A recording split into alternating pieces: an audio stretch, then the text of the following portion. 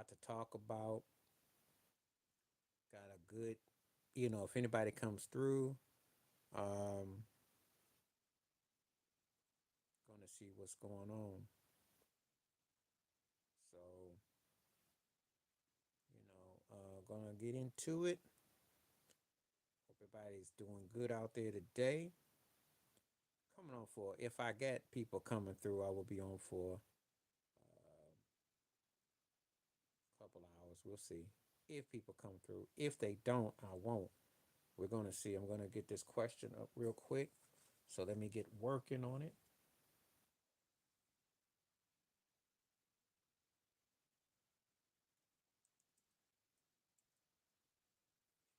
We're gonna get into it.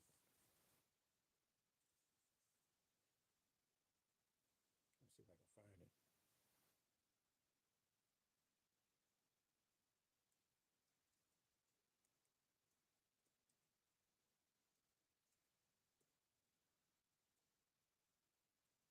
What's happening? What's happening? Somebody's on already. Let's see.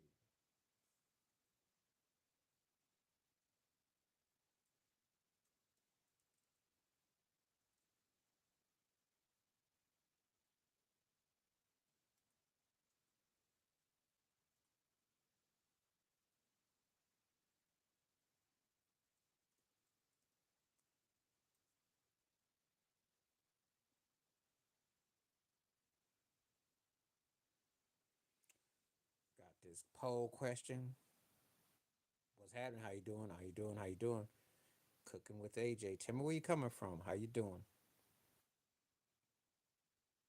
Sure, people gonna have a comment about this. I'm looking forward to it. What's happening, AJ? How are you?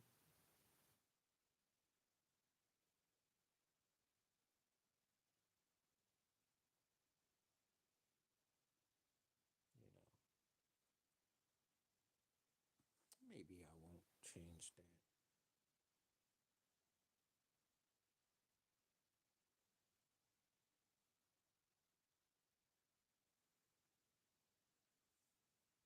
What's happening? How you doing?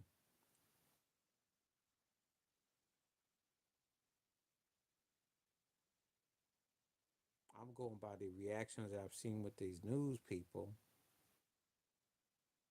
and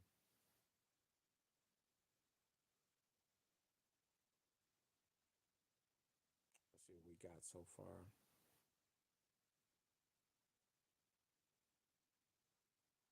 You never know the mindset. People gonna be okay. It's gonna be interesting what people say when I set this question up.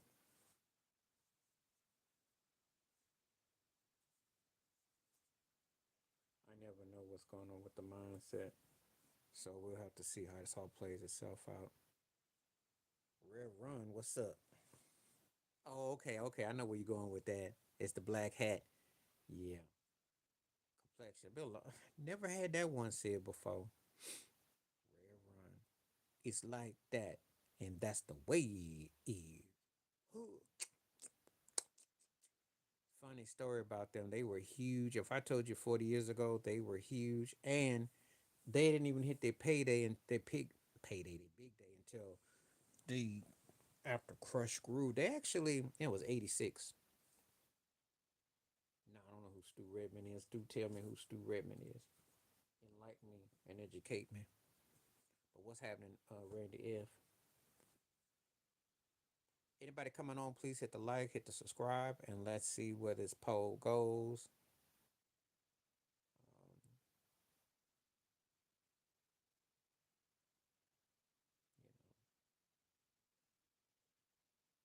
just looking what people say. They sure didn't because you gotta remember in that era there weren't a lot of hip hop acts, but to make it in that era when it was really tough, because you gotta remember something. Michael Jackson was huge, Prince was big. Uh, this is before Whitney Houston blew up. Well, they blew up, blew up after. But I mean, they were coming around with Michael and Prince, and radio was very segregated. I mean, black artists were having a hard time getting played as it was, and hip hop was scary to a lot of white places. So the fact that they were able to have a voice in a place, they opened a lot of doors. It was a very segregated time with radio as it was, because you had to come out big. You couldn't just come out with a hit. You had to come out big. And so, you know, um, it's one of those things that no, they don't get enough credit. They don't get enough credit. And when they came out and they blew up and they brought Aerosmith back, but they were big in an era where you had larger than life acts and with so much going on. So their whole thing, again, they were a precursor to every, because you can see their influence on Public Enemy and NWA.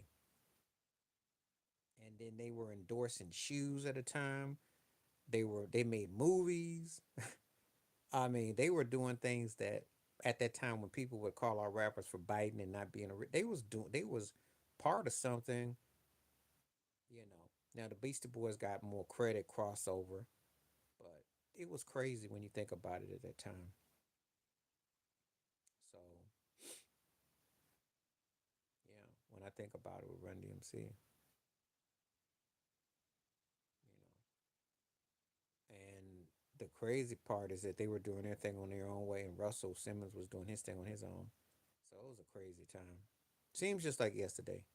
However, times have changed, and hip hop did change, not necessarily for the better. It was a whole different era back then, as far as like people trying to get on and fight to get on, and they had to really fight to get heard. People don't understand it. So anyway,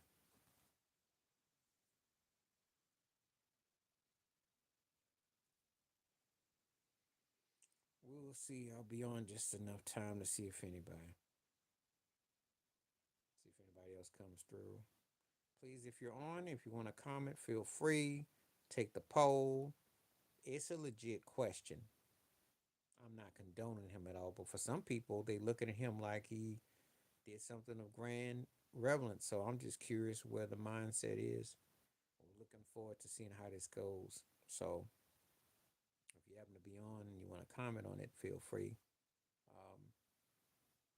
Because right about now, you can either say Luigi Mangione or you can say Jay Z and Diddy. There's a handful of names, and maybe Daniel Penny and Donald Trump. There are names that are out here right now that everybody's got a story on. Everybody's got a feel on. So, by all means, feel free, spread the word. Let's get this thing going. Let's get this party started. Let me see if I can do something real quick.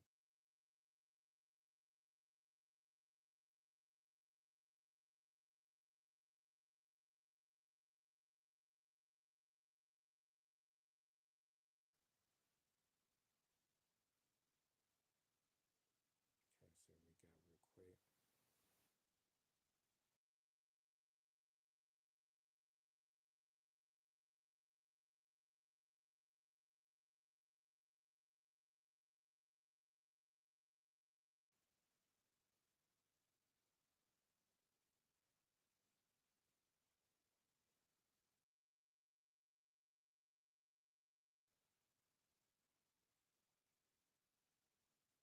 See if I got anybody.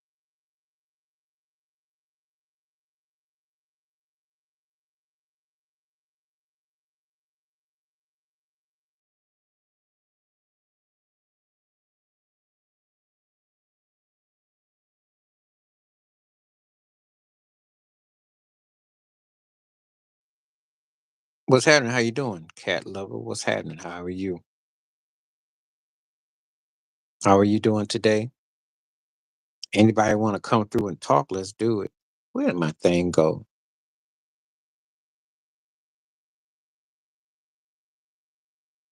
Okay, I am back now. So we see what we got. Anybody got any conversation they want to talk about? Feel free. Looking forward to it.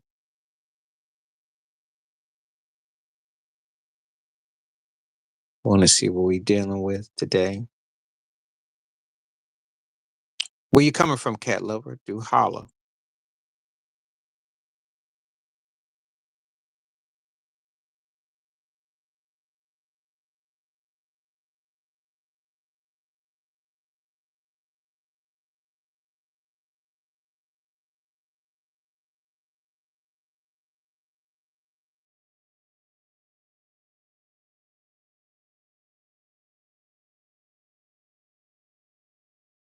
go. So, okay.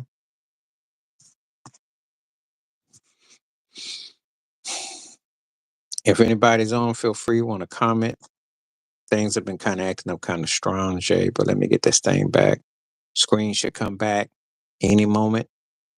And I am back now trying to get everything straight. There we are. We're back. We're back. We're back.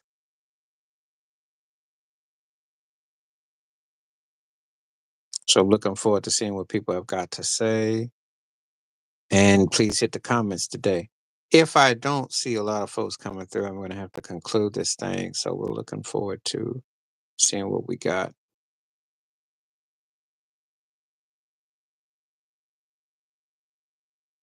You know,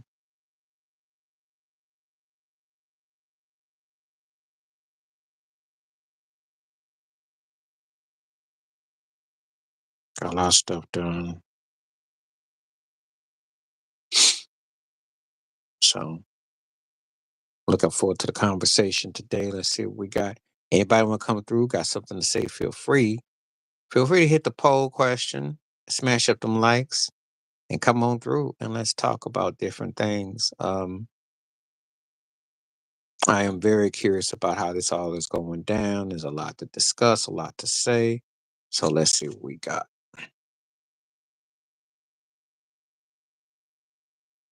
Let's see where we are. Nas Hate Me Now. What about it? I did like the song a lot. And Diddy was in the video, but what makes you think about that one? I did like that song a lot.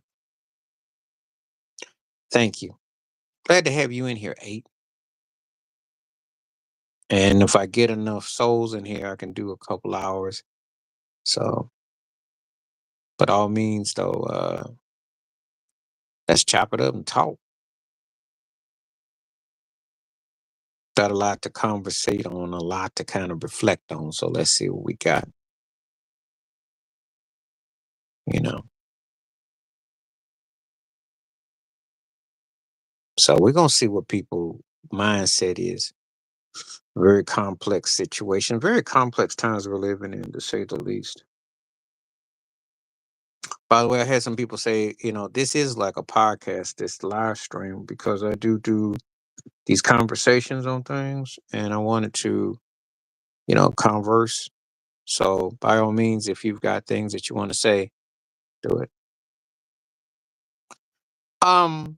I agree, but the one thing that I'm going to say is this: Jay-Z got more charisma than Nas as far as like connecting. Nas is a better rapper, an orator, but sometimes you got to have a figurehead that people like the simplicity. And Jay-Z definitely had an allure about him. It's kind of like the argument about Snoop against Ice Cube. Cube is better to me, but Snoop's got that personality that people love. And you got to remember, it is no matter what people say, it is always a game of image. It's a game of what you connect to. It's selling the point. It's not just based on your talent. If I look at you from head to toe and you got that it, people gravitate towards that it. It's not always about the best talent. It's sometimes you get people who have it all in one, but how often do you get that? That's not the norm. Yeah, I already know that. I don't think he thinks he's overrated though, because he'll look at his track record and throw his number one, his successes at you. What's up? How you doing? What's up? You know. But nowadays, people care about their bag. They ain't got time for the other stuff. What's happening with you? I just dropped my videos. That whole thing with Charles Barkley last night had me laughing. That made my night. That whole thing about it's too soon to mention Jay-Z cracked me up. Okay, cool, cool, cool, cool. Good. Then we can be connected. That's cool. So if I ever do Facebook Live or if you're ever on Instagram Live, we can be connected. If appreciate that. Appreciate that. Appreciate that. I will definitely peep that out when I get it. So that way it's all good. Yeah, I was like, and I because Kenny been acting suspect this whole year. That whole thing about LeBron being the second best, and I'm like, and then he mentioned Jay-Z and then Shaq walked off because Shaq is cool with all those cats. Yup, yup, yup, for real. And eventually, I'm gonna get Patreon set up the right way too, because I do have, but I ain't really opened up none of it, and I got to figure out how to. But I do. I go a bit more where we talk, because algorithms and you know how things are with the places. People got like, oh, so since that's the way it's going out here, especially if Elon Musk and all them are going that direction for real. So yeah. But yeah, I laughed with that whole thing. I was like, wow. Kenny went there. Usually cats catch themselves because it's real corporate. Patron is tricky. Tell me why you think it's tricky. I know I've watched some of the things with Too Raw, and I know there's certain things I'm like, you gotta be kind of careful.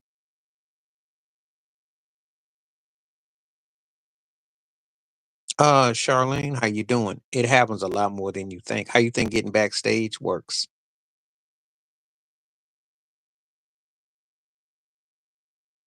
Oh yeah, yeah, I agree. Well, you got a feeling that with his background and his family connections, he gonna maybe get a part. You gotta understand, he got some weight, so it does seem like there's some more to it. It really is. I'm gonna just tell you like this, Charlene. There have been artists that you'd be surprised what comes backstage, and you don't. And it's not like an R-rated movie where you necessarily get stopped. And depends on how you look and how you carry yourself and who talks with money. You'll be, there's a lot going on.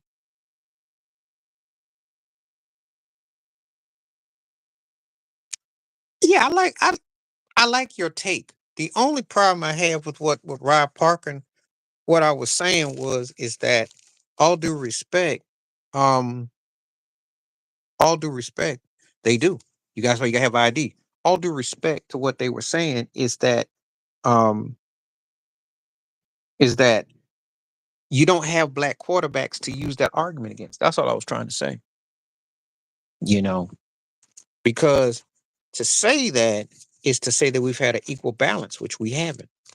We haven't had an equal balance. We don't have an equal balance to say that, hey, we've had black quarterbacks in these situations. So how are you going to say that, hey, um, you can compare him to that when you haven't had that? You have had to have had that to do that. That's all I was trying to say. Some 13-year-olds do. Hold on just a second. Trying to find this thing.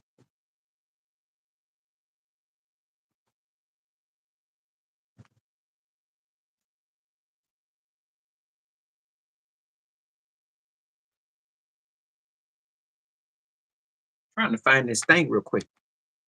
Dang it.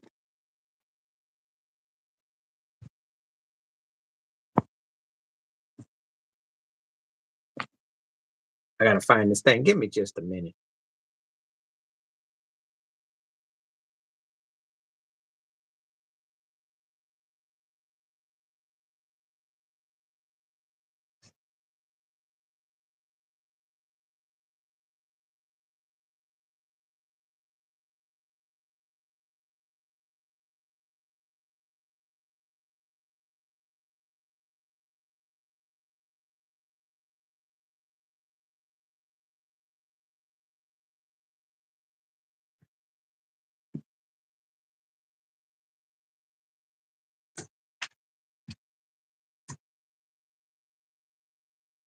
This thing. I'm back. I had to go find a pen because I had to jot some stuff down.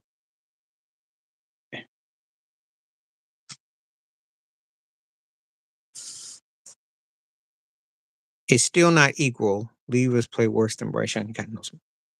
Um,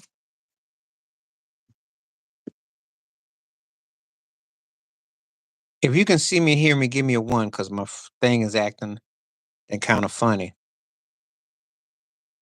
back now. Um, you're right, Charlene. That is true. Levis is in a situation where they broke the team up. And the truth is, do you know why Levis is not going to get no heat though? Because he don't have Derrick Henry anymore.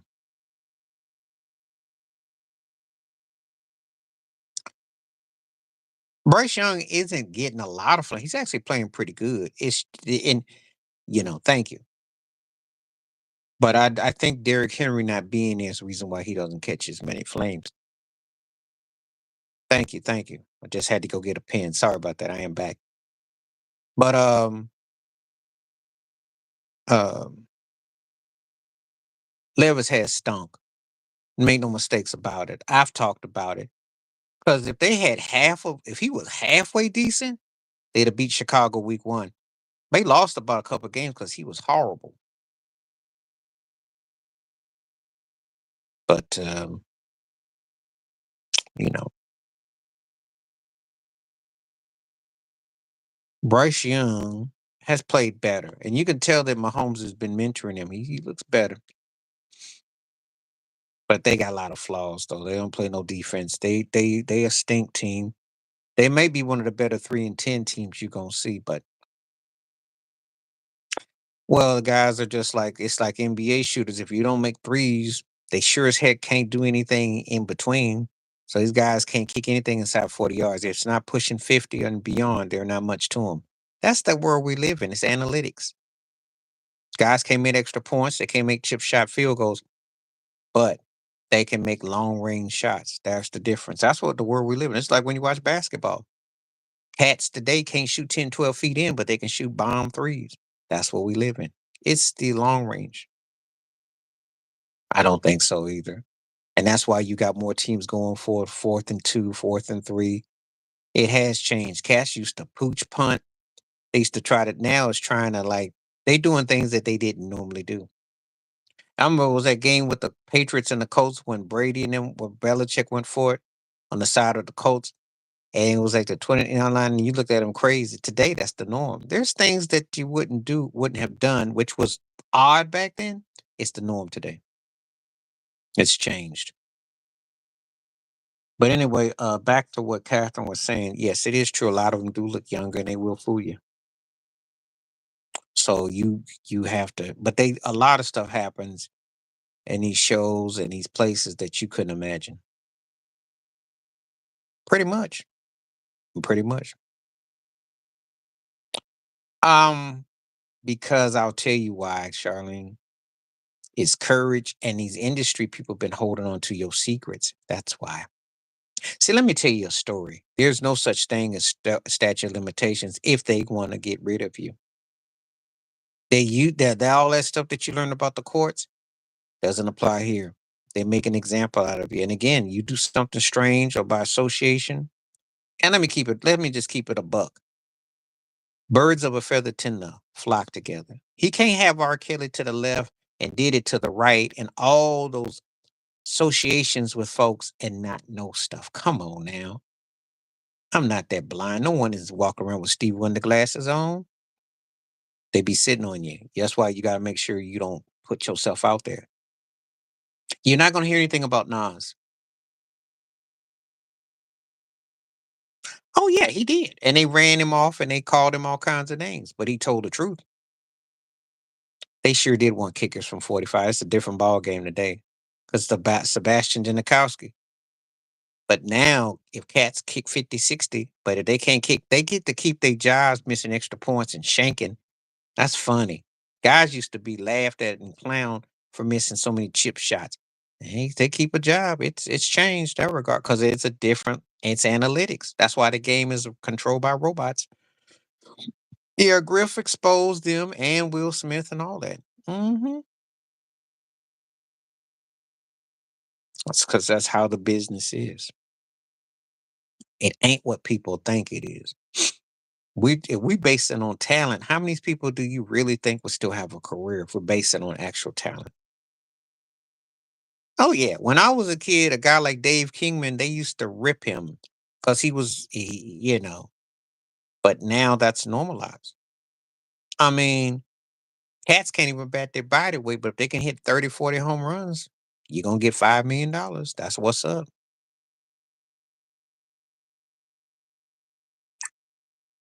Exactly. It's changed. And that's part of the analytics. They've given you a curve. Everything's done based on a curve.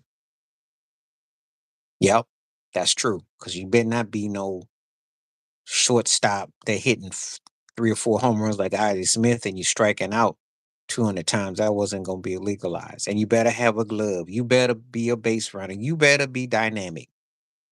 You true that. That's the era I remember. Completely, you know, those different rules. Different rules. Unless, of course, you were trying to be an all-time great and you didn't come up big in the postseason like A-Rod, then they kind of held it against you. But it's different now, though. That's a good signing. I like him. That's a good pickup.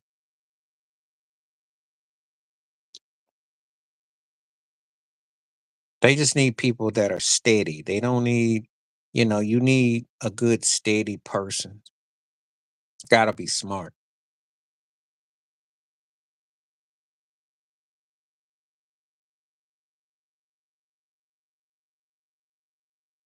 So that's what people want now.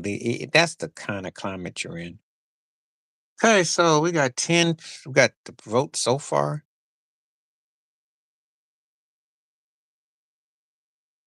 Well, yeah, I'll check it out when I get off. I did get up about the Soto deal, and you know,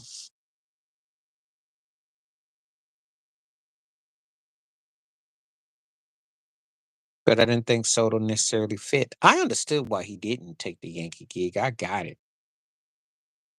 I understood, you know,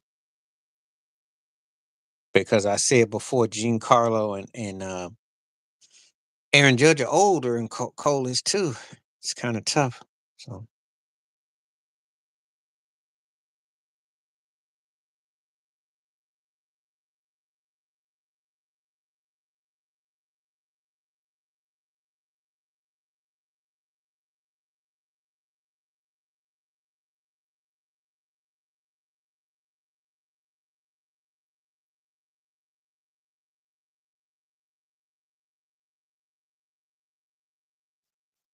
yeah, but Atlanta's in a better position than the Yankees are.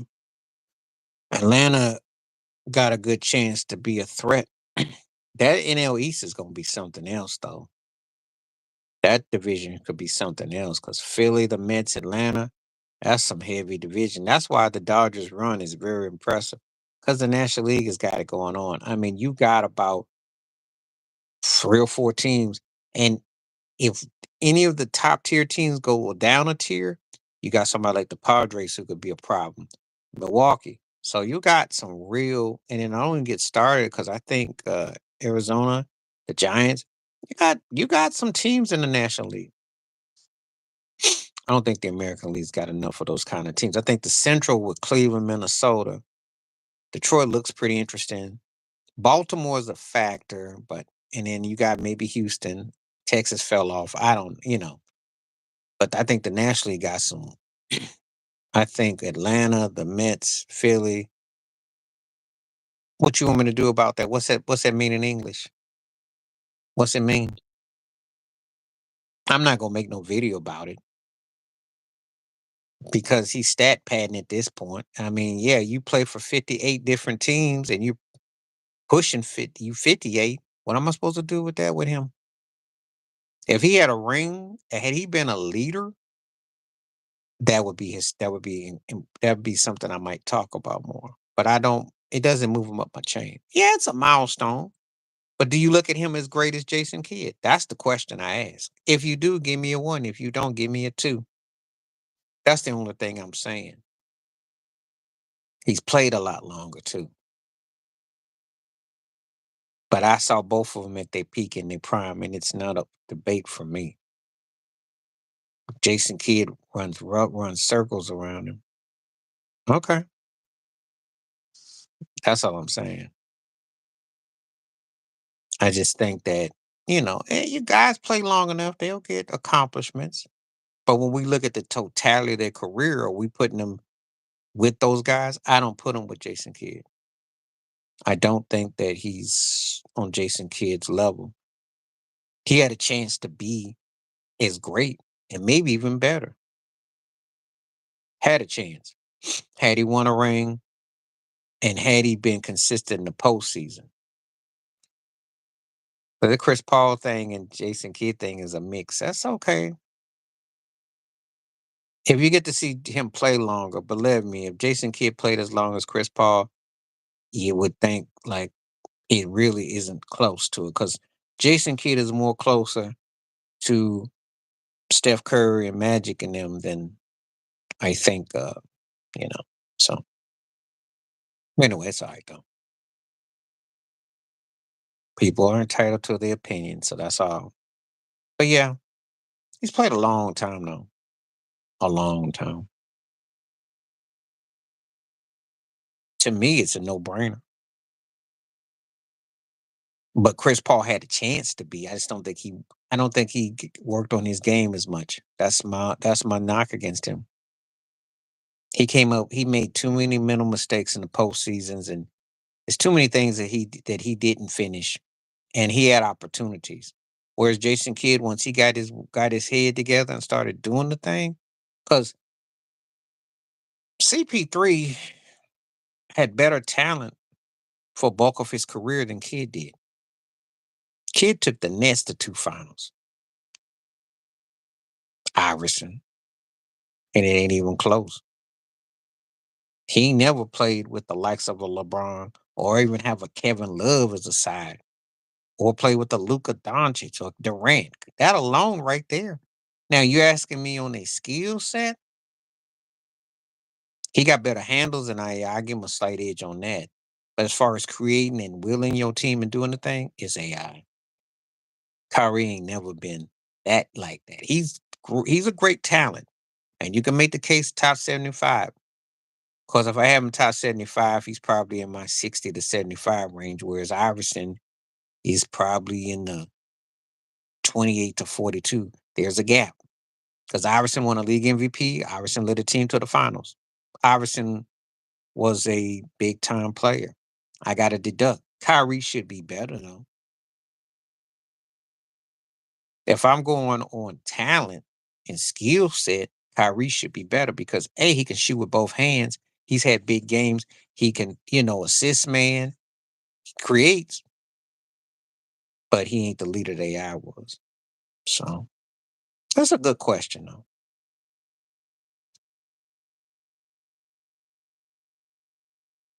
That's a good question. Makes for good barbershop debates for some. Not for me though.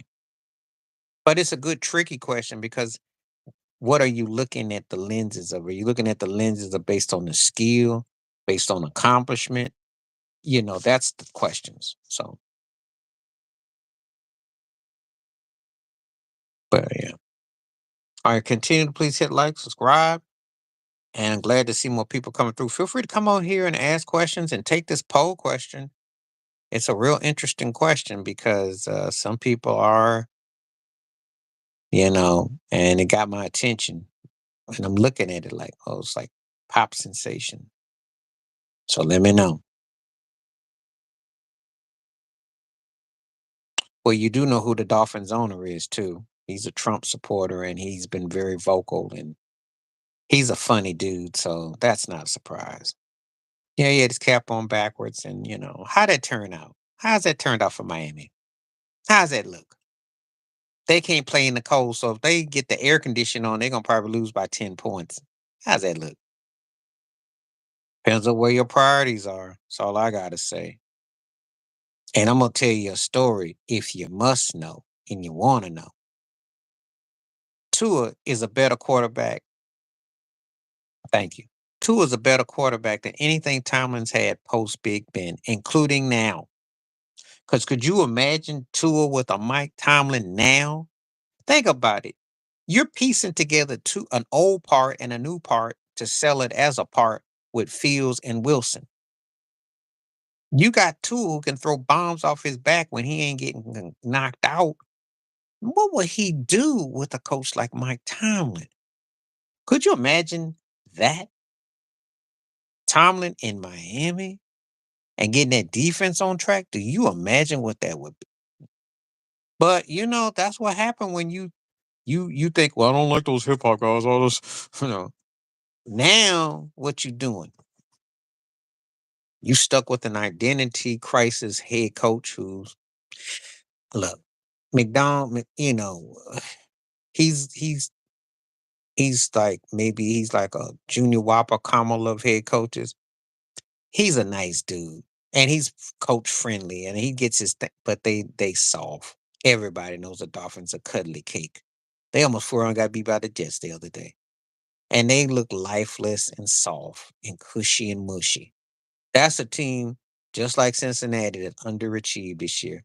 There is no excuse for that. Struggling and looking like just salt. That's what I'm saying. Shoot, pretty much. Pretty much. Because I don't really talk about it much because we don't really talk about the Dolphins like that. But yeah, I be watching how soft they are. See, first of all, the Bills got such a high pass in the AFC East. I forget about them bum teams because everybody had their behinds all glued to Aaron Rodgers and his old, like he was gonna turn it on. I'm like, they got 10 losses now. I think we can officially cut that down. But y'all still talking about the Jets like somehow he's gonna be a savior, you know. And then um you got, you know, New England. I mean, come on. So when you are about 20 games ahead of everybody, you really don't really pay attention to much. But then when you start to have these conversations, then you go back and look at Miami and go, oh yeah. Yep. And they made a big deal about McDaniel because they was trying to act like they were inclusive after they did Flores the way they did him. Flores don't look too bad now, does he? Minnesota's defense is pretty good. Sam Darnold is actually better than anything that Miami's got right now, quarterback, because he can stay healthy and he's winning. How does it look right now? How does it look? He is. He is. And no one talks about it. But welcome to the channel that will. We're gonna explore that dude. Because old Ronald McDonald or Kamala McDonald is not really fit. His butt is on. He if they're wasting talent there. You cannot have those kind of receivers and be so anemic on offense. Defense is okay in spurts, but they soft. They soft. That's what he was. And he got hooked up. He got hooked up. Too many jokes to be written in that part. But again, I don't really talk about it much because they're not on my radar. You know, they're not on my radar because they're a waste of talent. You know, they they got dissed. They weren't even supposed to be picked as the second best team in the AFC East. They got dissed. And he's not he can't possibly be respected as a coach. And it's like I said, they cut it off. So no, he won't either. He won't even get a gig with Jacksonville. That's the sad part. I mean, it's a lot of politics, and then you see what goes on. Charlie White's got gigs. He sucked at Notre Dame, and he got hooked up. Then you see it all the time. Urban Myers got hooked up. Matt LaRue went back to Nebraska. He sucked at the NFL. You know, man. They work with him. Thank you. It's a Michael Wilbon. I was like, you got to be kidding me.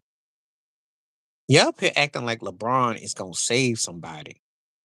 Yep. I remember when Chip K left Oregon because I was living out there at the time, and he went to Philly and he stunk it up.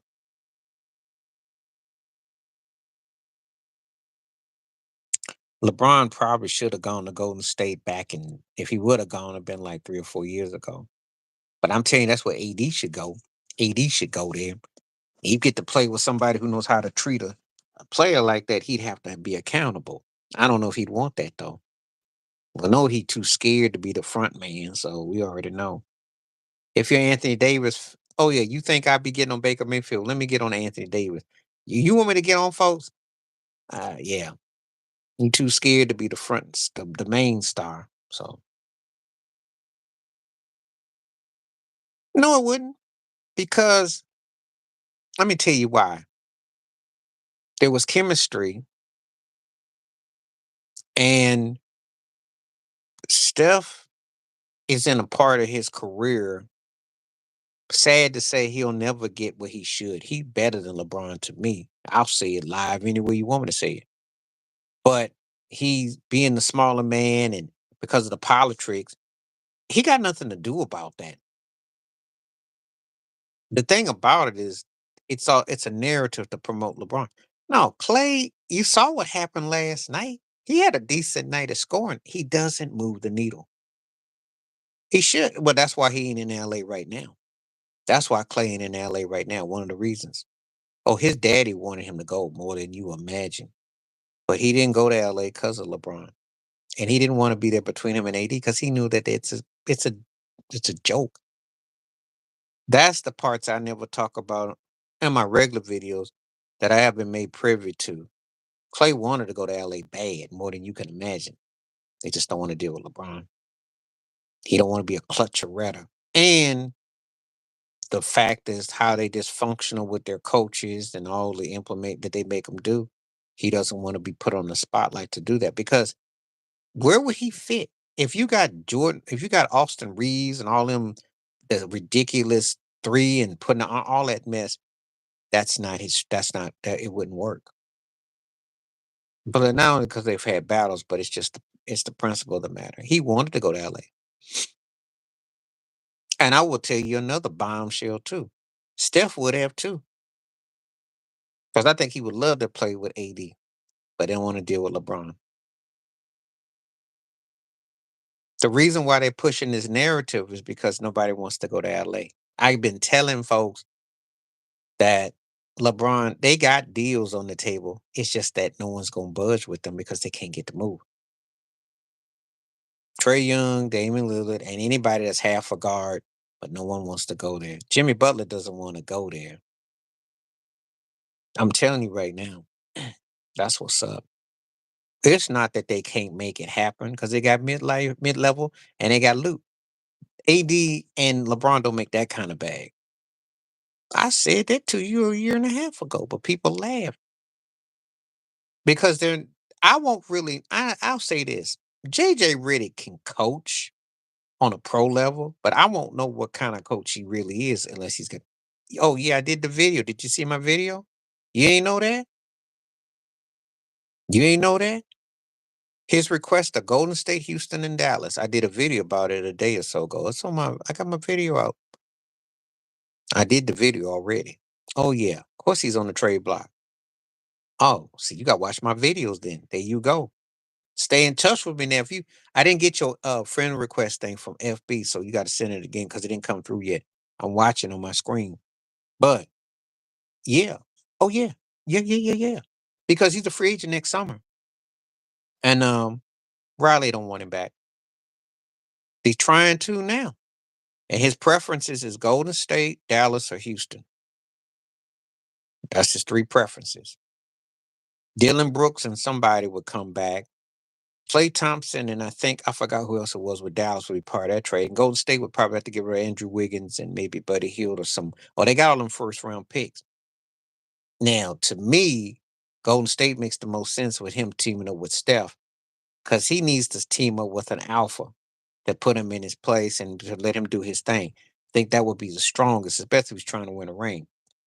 The best team that could give him a few years and look good would be Houston because he'd stack up with Udoka. He could fit in the Dylan Brooks role even better. I'm thinking. The problem with Dallas is that they soft and they don't have no leadership now. So he goes there. What's he going to really bring? And it's not like Luca and Kyrie are leaders. They're alpha in terms of their talent. They're not alpha in terms of their leadership. When you play with Steph, you know you're getting a leader. So to me, Golden State makes the most sense, obviously, for obvious reasons, especially since he's in the twilight of his career, because he probably got about 2 more years after this shit. He's been injury prone. But Houston would be cool for him 2 or 3 years because they gonna be legit. Udoka got them boys playing. I think they'll be in the playoffs this year. So that's my take. But those are the three teams. That's the word on the streets. Oh yeah, Pat Riley done with him. He done with him. He didn't burn his bridges with Spo and with Riles. He been hurt and he's become like a circus show. Yeah, they got the two Eastern they got in the two finals, but he's not an alpha. And that's what works against him. Okay, keep on talking. Let me know where you are. We're getting quiet in here now. Keep hitting that poll question. Please hit like, subscribe, hit things up. Let me know you're here because I'm welcome for some questions. I see a lot more views and people on. So, got something you want to say? Let's do it. Yeah, and again, that's why Golden State makes the most sense.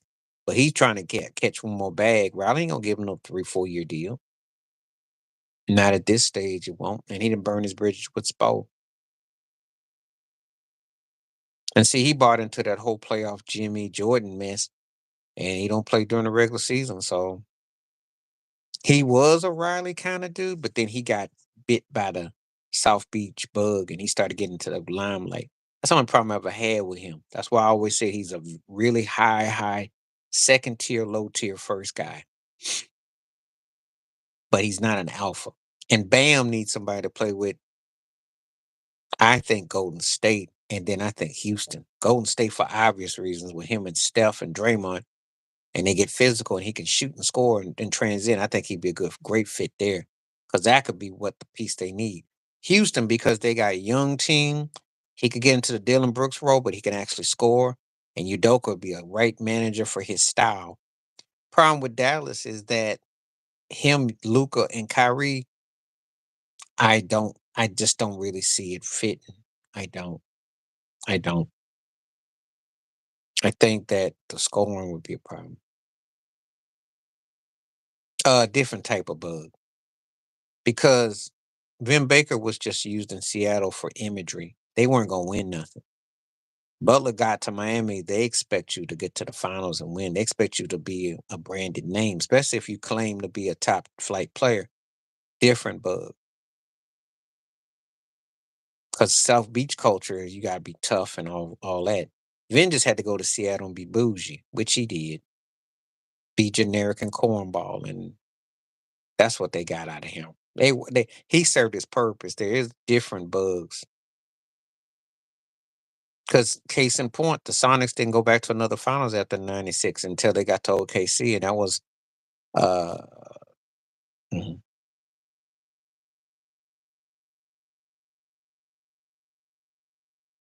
Ooh, mm. Well, name me the players, and I will tell you if I agree or not. Because the last big player they had in New York was who? Who? Aaron Rodgers. He caught a bug when he was in Denver. He got a humble bug in Denver because he playing like he ain't acting like he ain't acting all cool and nonchalant like he was before. He got that Denver bug, that Mile High bug, which got his butt in gear. He gonna get comeback player of the year. Oh, it's gonna be a big game when they play Kansas City in a couple weeks, but they could fool around and maybe be second seed in the AFC. Who knows? You know. So we'll see. New York has a bug because if you hit it big there, you look great. Obviously, if you hit big there, you look like a genius. But if you stink and then media eat your butt up, then you get got up by the bugs. So he is, but the team ain't. If you watch that game like I did, you ain't saying that. He is. They not. That game looked just like that Kansas City game a few years ago. He did everything possible. The defense was horrible. They couldn't stop nothing. And you get that's how you get bent out of shape because you can't play like that for so many years before. Yeah, he's playing peak and prime ball now.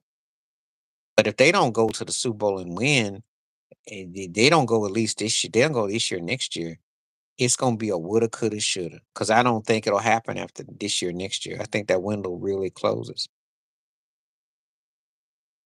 And you don't get so many chances either. People gotta understand that. That's the problem that will happen with Joe Burrow. So, you know, we'll see. I think he is individually. I don't know about the team. You know, he is. He looked great in that game against the Rams, but can't do it by yourself. And just too much bad play calling. No, no. But even though he got a ring, he is on that Fisher Price watch, the Fisher Price machine. He is on it now. Because how old is that ring now? And this turkey got a guy who's a two-time MVP and a NFL back like Derrick Henry. And you are, yeah, for me would be. I guess that one ring it carries more weight than when Brian Billick was their coach because Brian Billick got fired, but Harbaugh been there forever and a day. So no, because they got a lot of wins and they beat Kansas City. See, he got the kind of wins that they won't say nothing.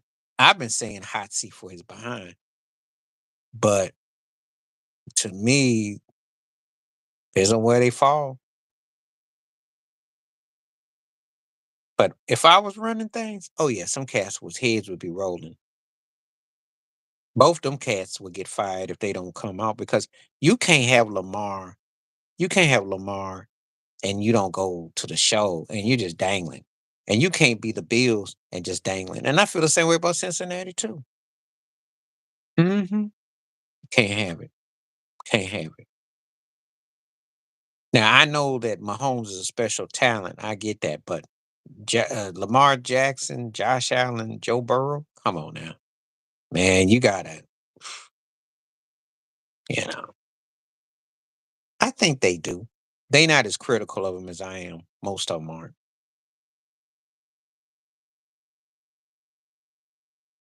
But he did some poor coaching, and he has a tendency in big games to drop the ball. So that's what they tolerate.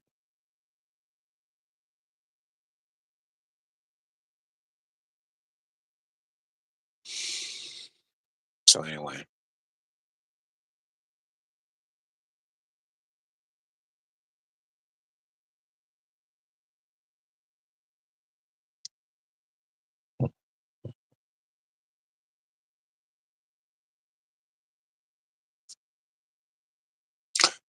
well, they're more extreme than Brown fans because they have tailgates and they do the whole nine.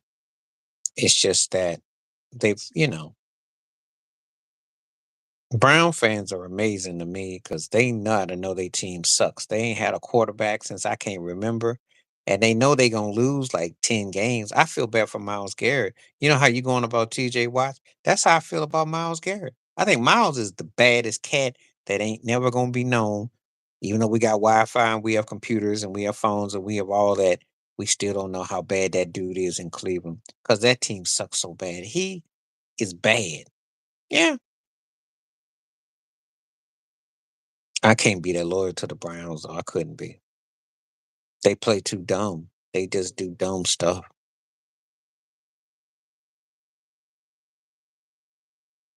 Jameson threw a pitiful interception the other game. Nick Chubb be running. I'm looking at what they got, and I'm like, how do y'all just make the worst mental mistakes ever? Just bad.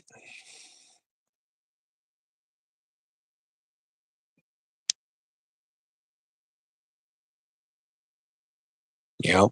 That first pick six was horrible. And he had that look on his face like, oh, yeah, I did that. I'm like, the one where they intercepted the second one run back, they didn't put a hand on dude. I don't hold that one against him, but that first one was horrible. And then the one at the end of the game was horrible. So two of them three, to quote Charles Barkley, was terrible.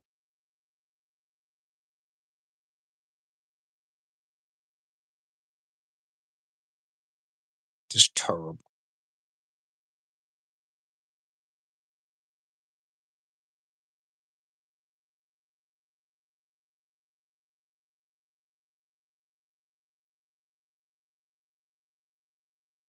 So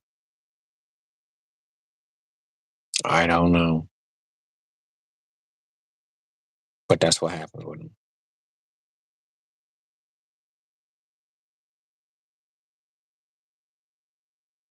I don't think that's gonna happen with nothing like that because he's gonna be protected. Um, I don't think no one's gonna really. People like to assume that, but see, this is the thing. He's gonna be protected. And he'll probably get him out. They'll probably find a way to get him out. They'll get him out.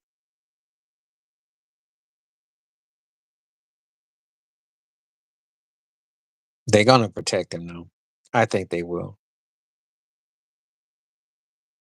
They'll find a way to make it look like he was watering the garden or something. They'll find some way to homogenize it.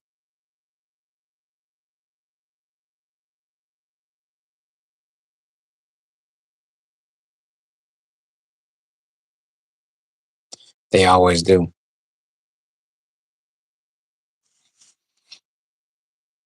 But if he got if he really, really was worried about some stuff, then we'd see. But I don't know. It's a mixed bag. There's a people that been talking to me. They don't like the fact that Alabama's in it. Buddy of mine who's a Clemson fan is all excited. I said, but I think it's gonna come down to either Oregon and Ohio State rematch or Georgia and Oregon or something like that. I got a feeling Georgia's gonna have a say in it. I do. But most people don't like it. It's kind of all over the place as usual. It's kind of hard to really have a playoff in that sport because your criteria is contradictory because you're going to have a three lost teams in the mix. Two lost teams is one thing. But see, that's how much parity we have in college football because Oregon aside, no one else is perfect. And you got a hybrid of one loss, two loss. My sleeper team,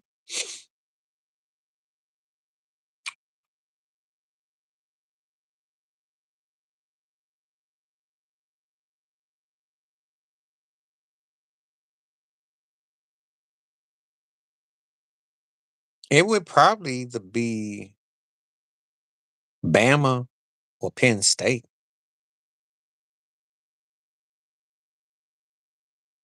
Well, I'd say SMU before I say Boise State, but again, I just think that it'll be somebody that they'll make them into a sleeper because Alabama hasn't really played that good, but yet Alabama is a problem for Georgia. So if one of those teams that you think is like six, seven, eighth, and they blow up, then what? So it's a lot of parity going on.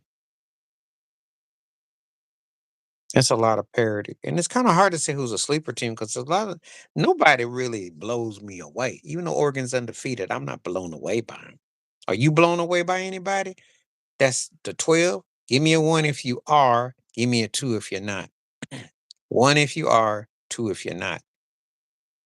On a whole, I'm in the two section. I ain't been blown away. I seen some good teams or good performances, but I ain't gone like, oh, this team looks like that or that look like that. Like last year, I could see Michigan winning. Washington was the sleeper kind of came up. But but this year there's some parity. It's parity. Um, you know, but I will say this though. Ryan Day got a chance to redeem himself if y'all win. And he do owe y'all for the way they lost. So there can be some redemption. But, you know,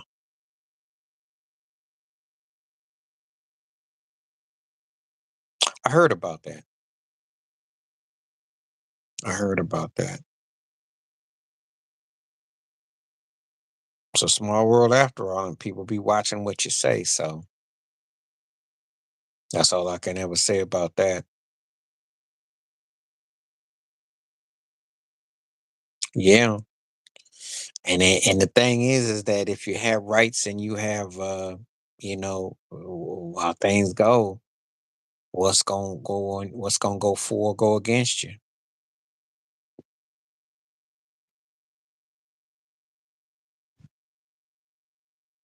That's the world we live in today.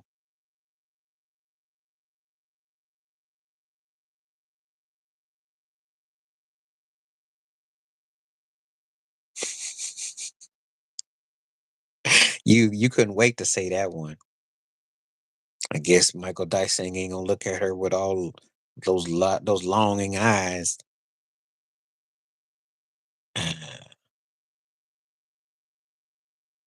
I still couldn't get over it. He got on that and was all googly eyed. Like old slickster. Old slickster. I know, because they have to troll him. Yeah. He's something else too. And the thing is, I bought his books back in the 90s. I used to read him. Educated cat, one of those cats that had big words and threw them $64 words on you. Like if you ever gone to a fancy restaurant and for people who drink wine and have fancy meals, and that's a $50 bill, and more $50 words. And he was a plenty of them. He'd sit there and talk about the genius of Tupac and magnification and magnitude and R. Kelly was he used all these words and you'd be like, okay, I'm sure she was. I'm sure she was.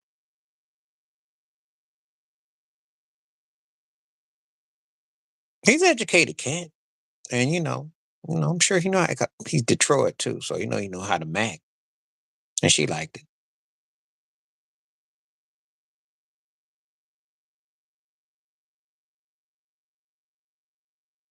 you know.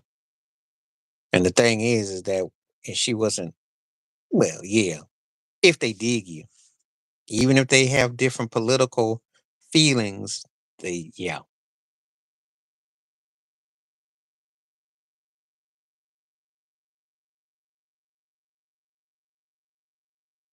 you know, yep, and talk that Detroit talk too, because I know them cats from D. They are no matter what how they roll out, they got that certain lingo. hmm But they both come off like they country Detroit though. That's what cracks me about them too. They act like they country Detroit. There is a certain country hit there in Detroit though. Yeah, but that don't mean he wasn't like. You don't mean like he was like, look here, girl. You didn't mean like he get like Lionel Richie and like, look, guy, tell you what, I'm gonna don't like you, but I like you. I mean, it don't. That's how we got what we got in America. Yeah, we got that D in Detroit. He was causing a blame, acting all mighty, mighty, talking trash in the driveway. That was hilarious. Knowing he gonna need them cats to fix his driveway too. That's what cracked me up. Tripping.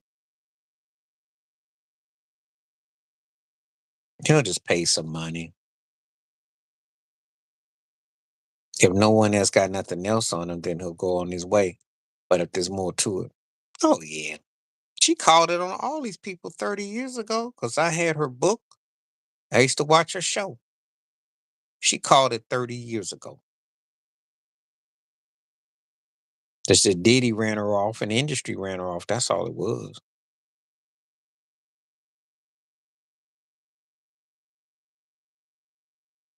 And it ain't no puzzle. Yeah, she had a book out. You can look it up on Google. There's a book. It came out in 97. She was talking about Maxwell allegedly and Q-Tip. She was teeing out a whole lot of folks back in the day. Everybody you can imagine went through her. I don't know, but I'm gonna tell you something. If you ain't got nothing to say, you got to go.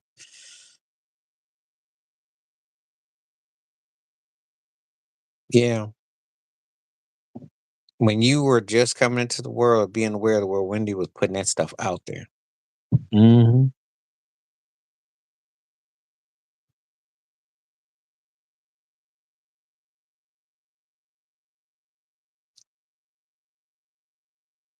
Oh yeah. But that's how he gets a show. But I'm gonna tell you like this: they all got to shuffle to have a show. You don't get on these TV shows because they got corporate endorsements.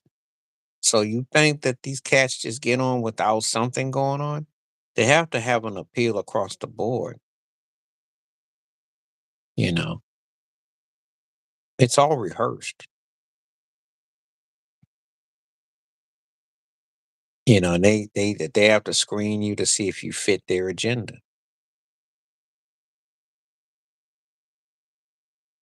You have to be. Remember, you're asking me, is he is on his show? How much of his show does he actually own? And when you think about the cost and the commercial and all the other stuff, how much do you think he has a say on it?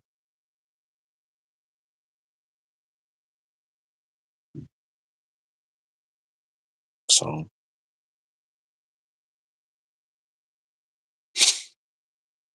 what you see on TV. Barry White once said, he said, TV ain't real. And a lot of stuff ain't real. See, sometimes it's a mental psychology where he's trying to fit in and what have you. And he grew up a certain era and a time. That's not condoning what he did, but there are black folk who grew up in a certain time, and it really was like that because they know no better.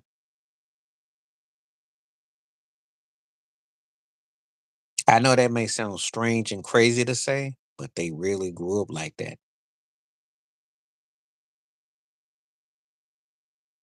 And shuffleboard was legalized.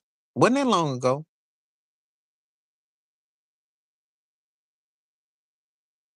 But to be honest with you, it's kind of that way today in a way.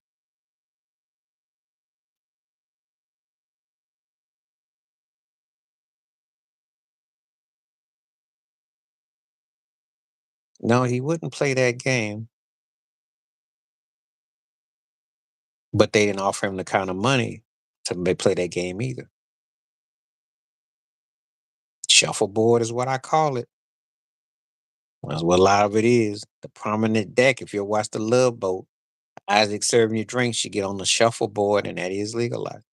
Um, as far as Judge Joe goes, is this: he plays, he talks like he been drinking that yak. There are things I agree with him on. He wants to be this conservative brother and wants to have this agenda, and we're woodsy, and I get it. But he was definitely with the scene. He definitely tried to get around a lot of people. That's what they do. That's why they got the form they got. If you do that, but understand you got to stay in that zone because if you don't, then they'll Candace Owens you. And you see what done happened to Candace. So if you're going to go to shuffleboard, you better be prepared to go all the way out or they will act funny.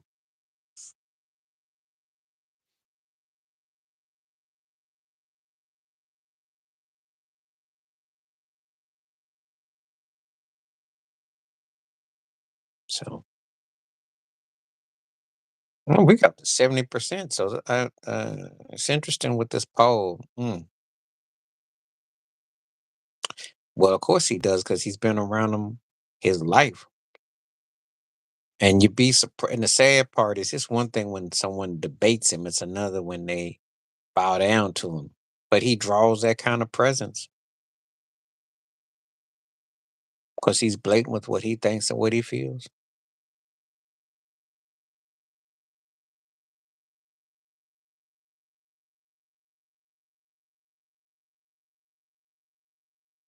I'm just amazed that he's still alive. That's the part that blows my mind because this cat seems like he around forever.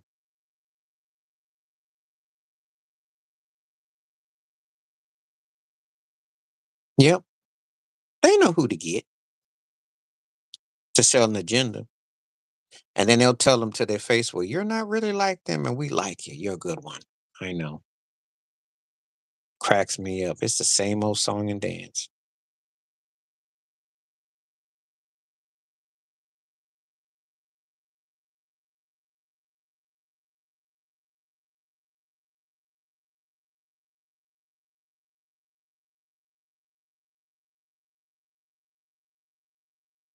That's what they like.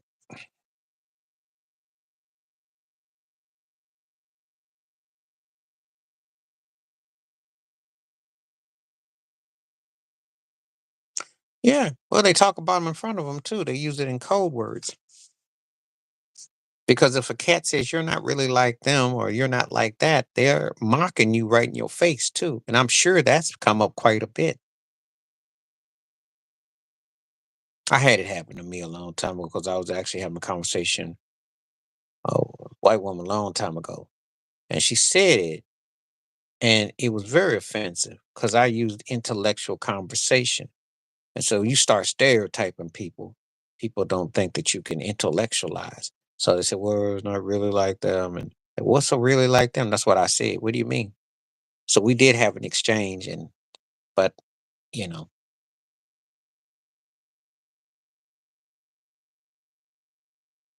oh yeah, they go out of their way. Go out of their way.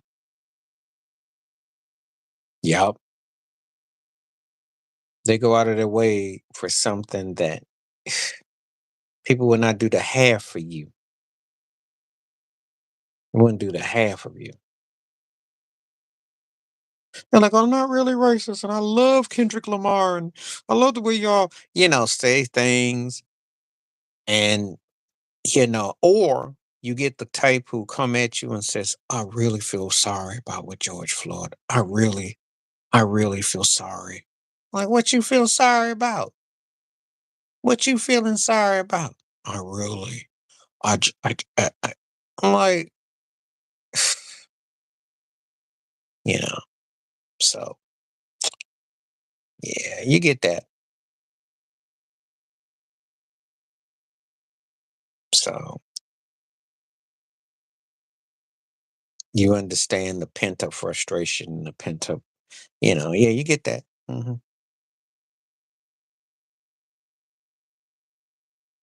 Oh, I bet.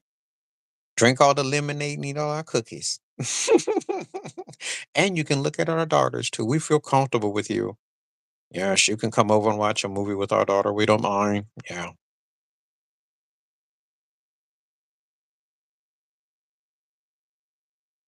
Yeah, it's unfortunate because that's how she grew up. And see, it wasn't that long ago.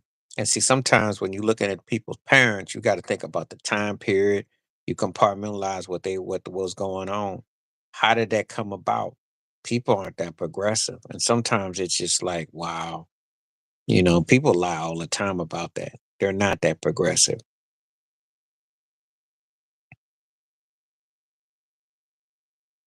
Yeah, because if you didn't go in there splitting verbs up, it's like, what we gonna be doing? What we gonna be is? What we gonna listen to? Where your record play at? You go in there as a stereotype. Sometimes you gotta check them. Because that's what they expect.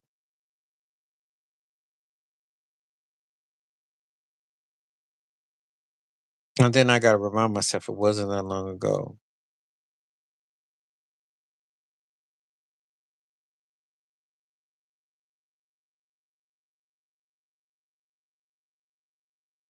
He won't. He won't because the bottom line is that he don't really have a career, but he got a career. So he's like a cat that floats around who does a little bit of this, a little bit of that. He just a guy that kind of gets to be a freelance. No one's gonna come and get at him because what you gonna get at him for? He's not an A list. He's not a B list. He's not a C list. Not a D list. He's a Y list at the end of the. But he gets in name only. But he's got a pass. I remember. And have you seen Q-Tip lately? Q-Tip acting like he been hanging out like he's in the Michael Jackson La La Land. Uh, he's acting because he got in the Rock and Roll Hall of Fame and he's acting all bougie and got the shades and all that. He wasn't all Hollywood before, but yeah. Because these cats are sellouts, yo. Oh, you haven't seen Q-Tip lately? He got the braids. Yeah, he got in the Rock and Roll Hall of Fame, him and Mary J. Blige. He's got the shades on now and he's trying to look all cosmopolitan and, yeah, I seen him lately. He didn't go real Hollywood. I didn't see Tip. They're not Hall of Famers as far as I'm concerned, but it's a political game.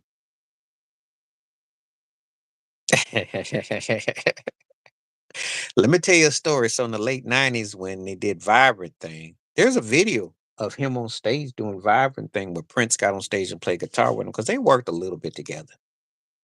Q-Tip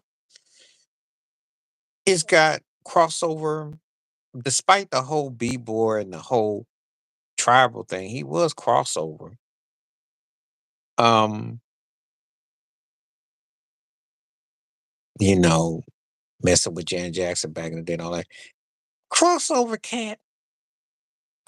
But now when I see him, yeah, I'm looking at him now. It's like he been either somewhere between Michael Jackson and Shaggy is where I look at him. It's just a different vibe when I see him now. He produced LL's last record.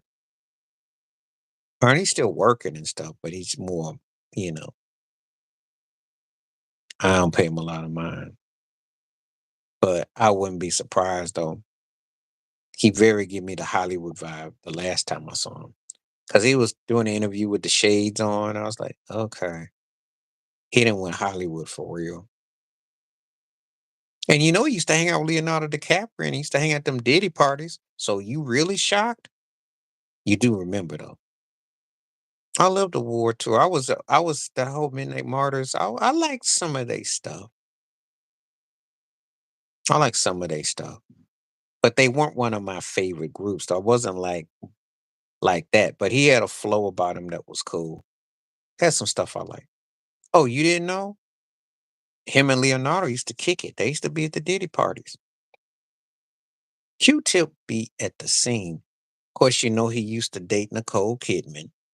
You remember. So he's Hollywood, he industry. So you ask a question, you may not want the answer. Yeah, they had a few things I like. I like them early '90s. I still like that one line about never trust industry people. It said, was it rule number 3890 or something like that? That's one song, 4890 or something like that. Industry people. He had that line a long time ago. But he got clowned for his solo career though. But the vibrant thing was happening though.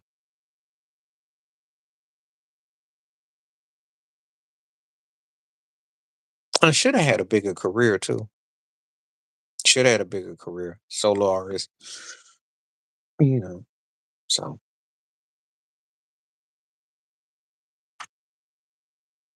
all right now. Please continue to hit the like. Please hit the questions up.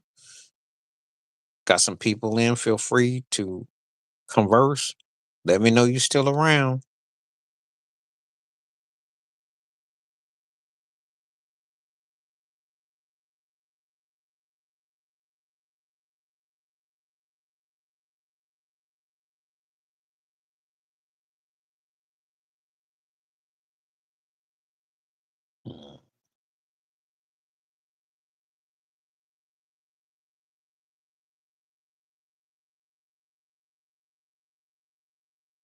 Yeah, because I got a name for you. You want to hear a name who did it? I got a video that I'm doing for Black History Month. So when you're a member of the channel, it's gonna be sitting there. I'm working on it today. You know who that was? It was Nat Turner. Yeah. Been there, done that. Nat Turner did it. Got a street named after Newport News, Virginia. Harriet Tubman, too. Well, think about it. If you know about Nat Turner, look him up.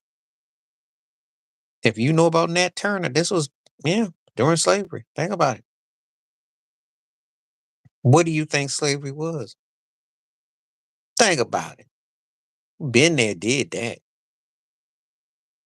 The Black Panthers were part of that too.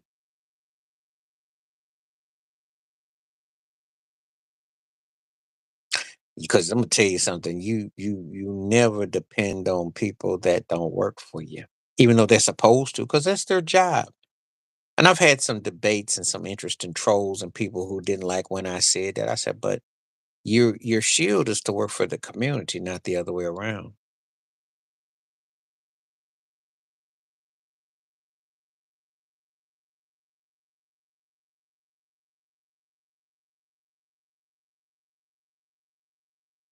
Yep. That's all connected. It's nothing new. It's nothing new. It's nothing new. And maybe that's why when some cats do a bid and they come back to neighborhood, they get treated better than the cats who go graduate from college. There may be some truth into that. I don't know. But somehow that's how it works. But you live in a society, that's what they seem to, oh yeah. But that's a whole different element right there. But they're in every form of line of work that you can imagine. So visibly and invisibly. That's what I was saying.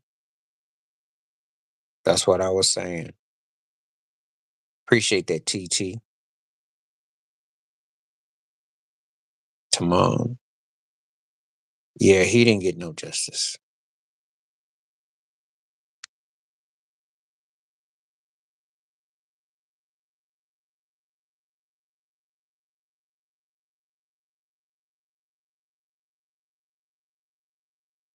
Yeah, it was a hometown thing, and plus Jordan was, I mean, it was a lot there.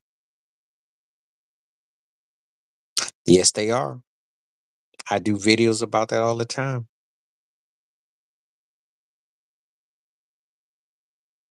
Yeah, that's the signs of the basketball that people don't talk about. You go into another place, you have to have some rules. And Jordan did get love from Chicago.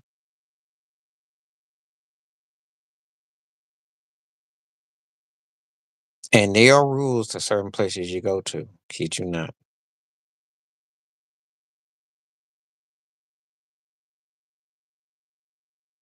That's a great statement. They are. It's how you treat people.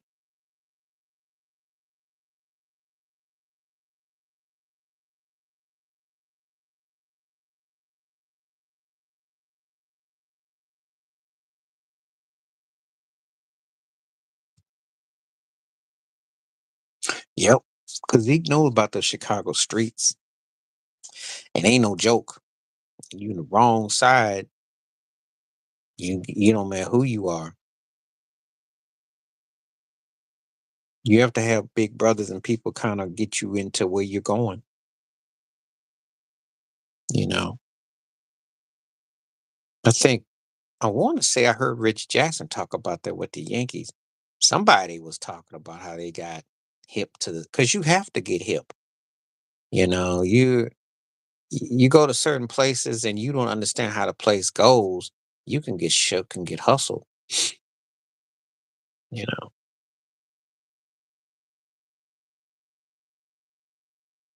So there are ways that they process stuff. Zeke doesn't get his due, and like I told you before, you know, there's a reason why he takes it. Yeah, well, Boston ain't no joke. I mean, depending where you are, but yeah. They don't get starstruck. Jerry West got his pockets picked one time outside of the out of with the forum. So it happens. Care who you are.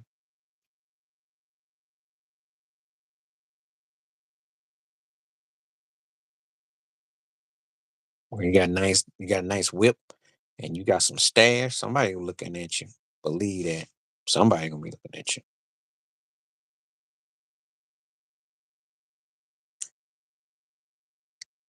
What did you told me earlier that Patreon was a problem. What kind of problems did you see with them? Because you alluded to that and I didn't get the rest of that from you. I remember when he was. I remember. Cats, people think just because you are athlete or entertainer that you don't have real life situations. You get got. I still remember that old picture of Miles Davis back in '59. He was outside and New York cops roughed him up, beat him up, and kind of blew it, just been on the streets. He had to get back on stage and perform. So these things ain't that far fetched. People got this assumption because you got that's one reason why you might have bodyguards. So a lot goes on.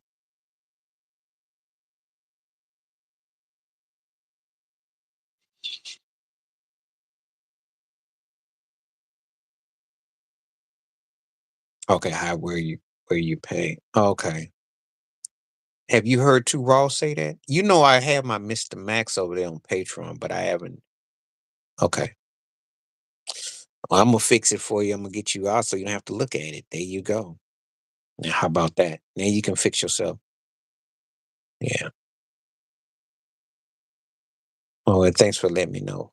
Who told you who did you how did you find that out about that, Ted? Oh, okay. Now remember watching Storm and Roll once he was saying the problem you might have is if they hire a snitch or somebody in there, they could still get you for legalities if you have anything that they don't want to hear. So that's the only reason why I kind of was reluctant about them.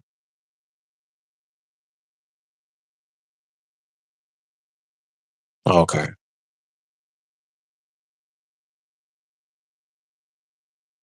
Because I think they should make the videos a lot more simpler, if you ask me. I think it's a little bit more complex with what they do. I don't think it should. Like if I do a direct hit on Facebook Live or if I do Instagram Live, I'm on a place called Riverside too. I got one on Riverside where I can actually do. So, and I do believe this live form constitutes as a podcast. I think this does constitute as a podcast, being on a live stream on YouTube. So, believe it does. I never know.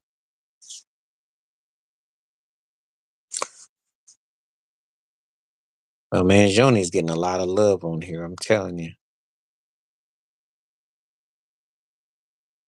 Mm.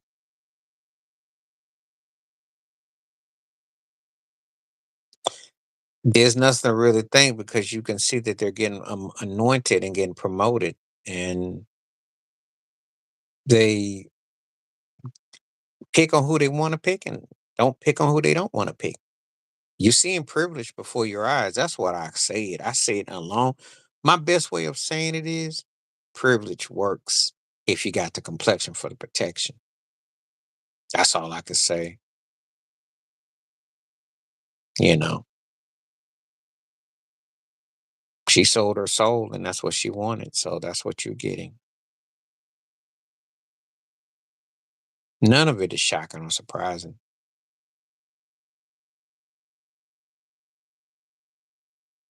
Yeah, I heard about all that. And you know who gave her the job. So do you need to say any more?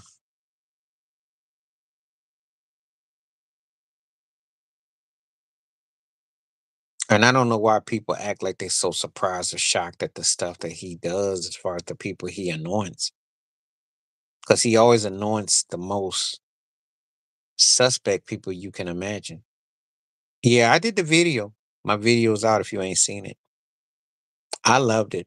I said it only because usually when white athletes or entertainers or politicians speak out on something like that's either when they old or they're near the end of they got their money and they say it after the fact. Oh, I already know what they about. They're not even real sports fans. It's just like the Trump fans. They're not even real political fans. It's just because it's a wave and a movement because they got this pent up spent because of somehow Obama or something got them, and they want, and that's what it's about. It's not even about really totality about the sport. All I ever tell Caitlin Clark and her fans is this: let's be consistent. If she had Angel Reese's resume, I may not like her, but but that ring I couldn't shut up. But she ain't got there yet, so you really don't have, because that's how I grew up with people were bragging about who's great and all this. You had to win something, not stat pad. Yeah. Well, yeah, that's what they do.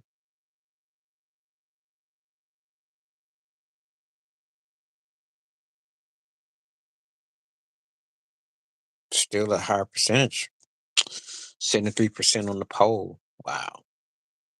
Please continue to hit the like, hit the poll. Feel free to ask questions. Come on through. I should be on for another 40 minutes, so let's do it. If you got any questions and comments and thoughts, as long as you're not trolling, we good to go.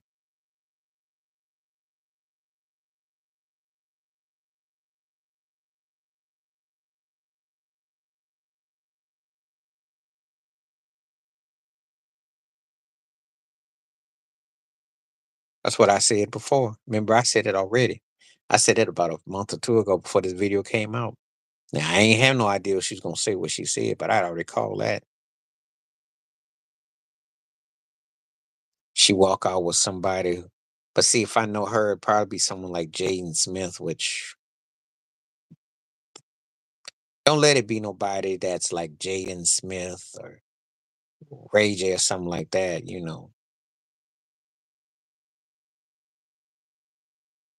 When she messing with one of them brothers from the Rockets, that would be crazy.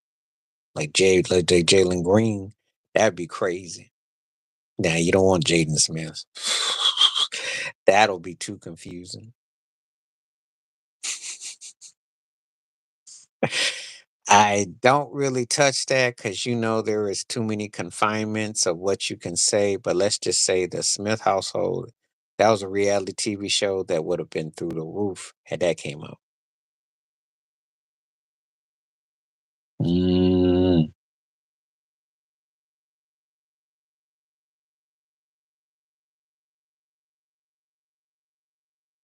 mhm.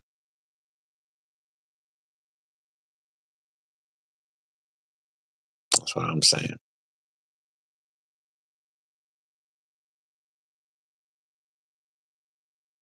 All right.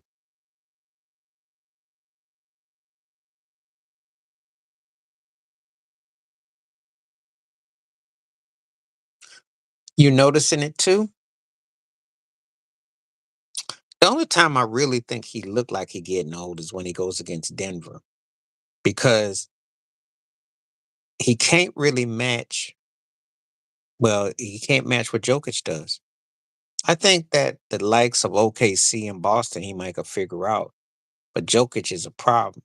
It's that size. It's the fact they can trade baskets, and I think that's right. He's frustrated because these guys don't fundamentally have another level to him. That's the problem.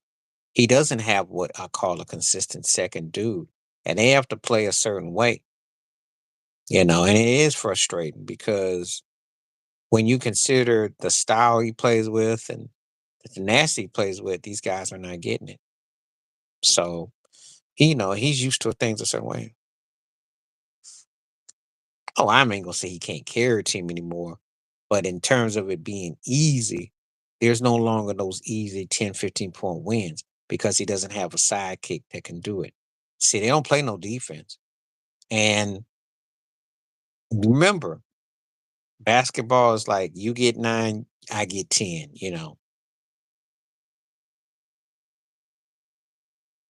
Yeah, but the problem, when the thing is that one thing that general manager Bob Myers said, which was true, When they were the cutting edge of the NBA, they were ahead of everybody by 4 or 5 years. What happened is everybody caught up because everybody can do what they do. They got older, and then you had someone like Kawhi Leonard who went to Toronto. You had big. I don't think by and large that anybody's really caught up to him. It's just that there's been a lot of wear and tear, and they couldn't replenish their talent because had they those at 2022, if Jordan Poole had a turnout to been legit with Draymond, with Clay, with the starting team, and then the bench they had with Wiggins and what they had, they were actually set up for a run. But Jordan Poole bought into the hype and he fell off.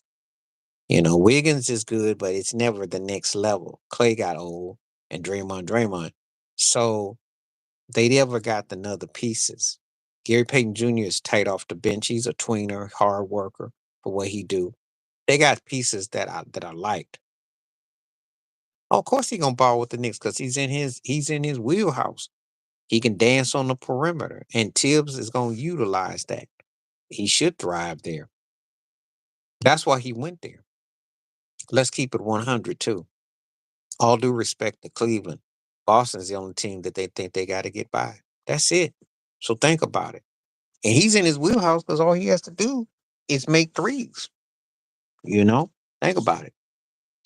So he come up and he don't have to overexert himself. And it's not like when he was in Minnesota because New York is a heavy perimeter. So yeah, he is a tippy toe. He do be doing that tippy toe like a cat when he be shooting those three balls. He cracks me up because for such a big dude, he gets his old lightweight feet, Kit Kat, like he's like a tap dance, like he's shuffling his feet behind the line. He cracks me up how his feet go so gentle when he shoots the three ball. That is funny. There's truth to that.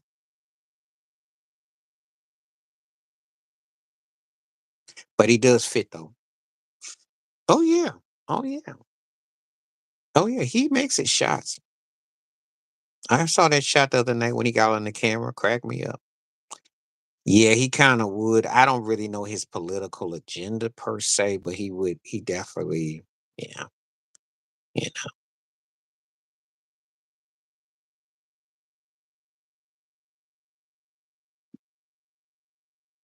you know.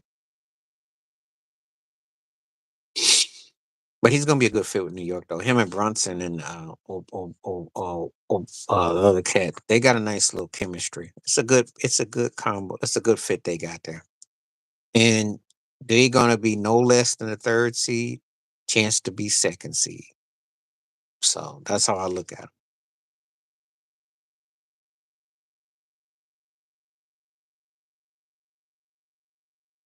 Please continue to hit the like, hit the subscribe, and click on and come on through. If you got any questions, feel free to ask. I'll be on for another half hour. Let's do it. Yeah, he must have been hearing this podcast because he been definitely looking good. He finally playing like he got it. And see, the thing is, if he can shoot at a high volume and Bam can play post, then they can roll. But then that's probably why that makes Jimmy Butler extinct because if Tyler's stepping up, then they don't need Jimmy to be like the front run for the first or so. And he's been injury prone. So now you get yourself a piece that complements. That's what they need in Miami. They play together, they'd be a problem. So it all depends on which way they decide to go.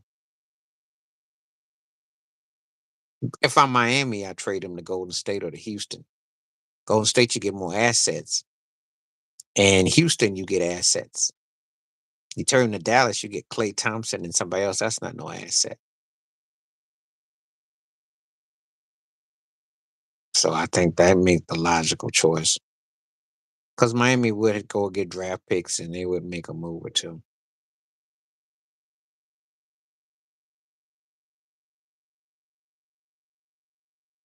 So, but yeah, Tyler been on the ball. That still don't mean they wouldn't consider moving him either, but you know, but I think they're gonna keep him around for a minute because he's a tweener tier guy, and you know,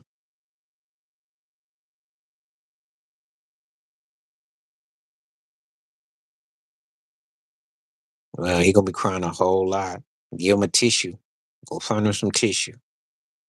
Good question. How do you reconcile the need for economic growth urge to address climate change, especially when the two often seem at odds? Um, they have to work within their best sector. Climate change is something that's impacting all over, but you have to have people that are really to concede. Um, and how you're going to work from within, how you're going to reestablish the economy, the brand. It depends on. They have to have a happy medium. Um, Climate change is inevitable, but the economy grows. So, like if you're a farmer, the farmers have to get their balance of stocks and crops, and they have to have, uh, you know, because he's too light in the cakes. Smart dude who sold himself short. Sad part too. Sold himself short. Again, these cats who crack me up. Well, Ben Carson's I have respect for as a physician. Tim Scott's a middle of the road politician. But it's a shame how these cats shuffle and don't have any backbone, you know, and it's just bad comedy.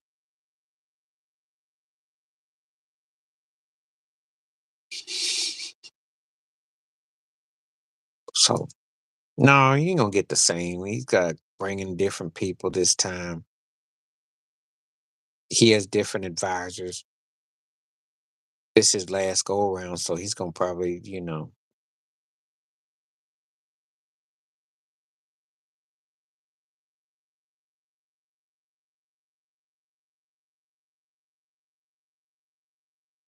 he got what he want out of him.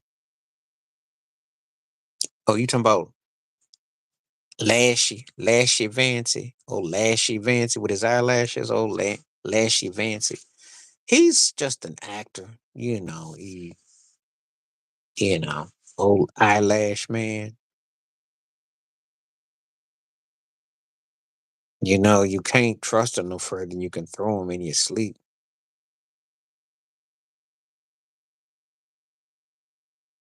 Who hasn't dated Kim K? That's why he fell off too. That would help him cry it even more. Oh, he got divorced, and yeah, I didn't know about it. I try not to keep with Van Jones too much because all that crying on TV, I can't get down with it. And she dates everybody, so probably could have been like a token date. Except the problem is he never was or never was. At least when they dated some of these other cats they had, except for Chris Humphries. But most time the cats they dated had careers. What Van do? I don't know what Van do. What Van do? What he do? You know what? I'll make that a new segment on here. What he do? Because I don't know what he did for a living. I don't really know. What's his job description? He cry all the time. He cry all the time. I don't know what you crying for. I think you're laughing happy tears because you didn't have that pretty good gig. Every time I see him, he boo-hooing about, oh, the wrong person. Oh.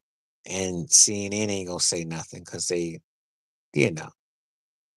Yeah, I guess if he can turn it into some money, I actually his crying actually works in his favor because he keeps him paid. He wears decent suits and he got his glasses, so it's work for him.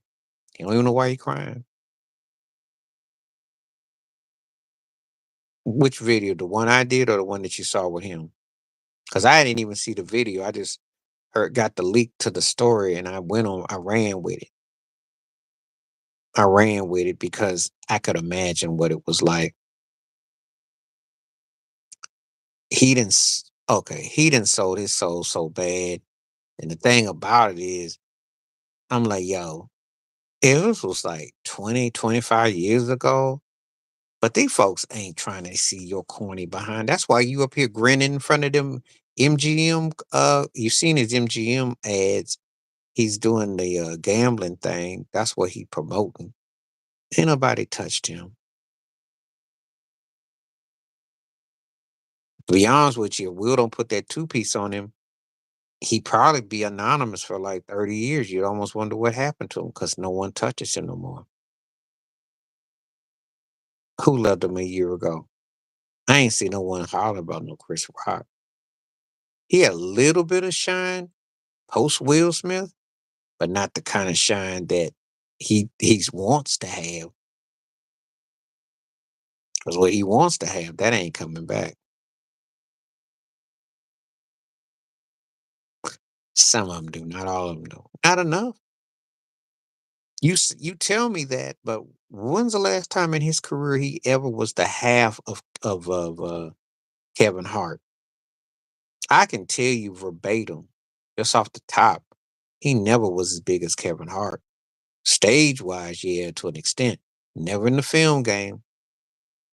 You know, Hart and Chappelle left him way back. You know, oh yeah, but it didn't really translate to him blowing up with his career.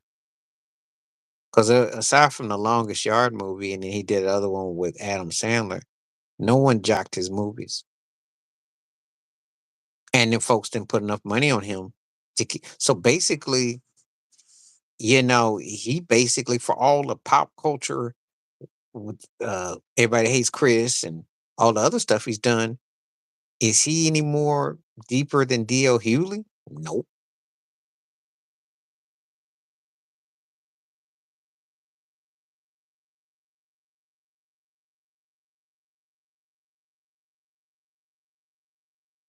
So,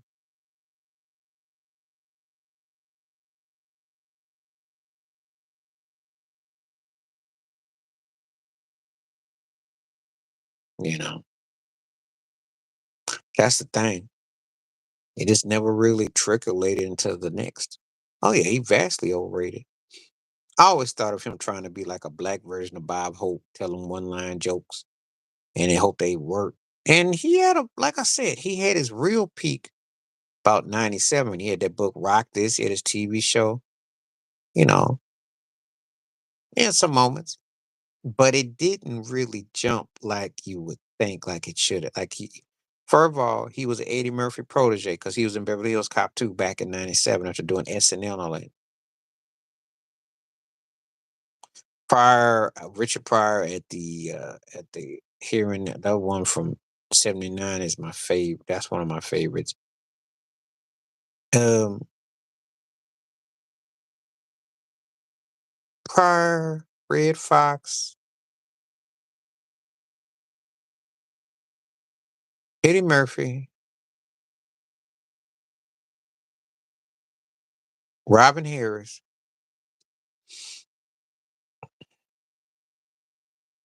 Bernie Mac.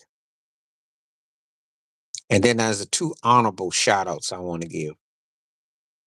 Honorable shout outs to Rudy Ray Moore and to Bill Cosby. Because that would be, yeah. So five plus those guys, those to stand up. Because Cosby was funny. He had good timing. Very good timing. Rudy Ray Moore be rapping. This stuff he was funny for me. But Robin Harris was one of my I think Robin Harris was before Bernie Mac blew up. Robin Harris was a trip. He had some funny stuff. And Red Fox had them liners. I did once upon a time. I liked him more than I did. But hey, yeah, I'll tell you. Big Daddy. He had some moments, but no, it's Family Feud I give him. Family Feud. Family Feud I will definitely give him. That's his niche right there. He good on the feud. Chappelle's storytelling can work. It depends on which way he goes about it. I think he had peaks and valleys.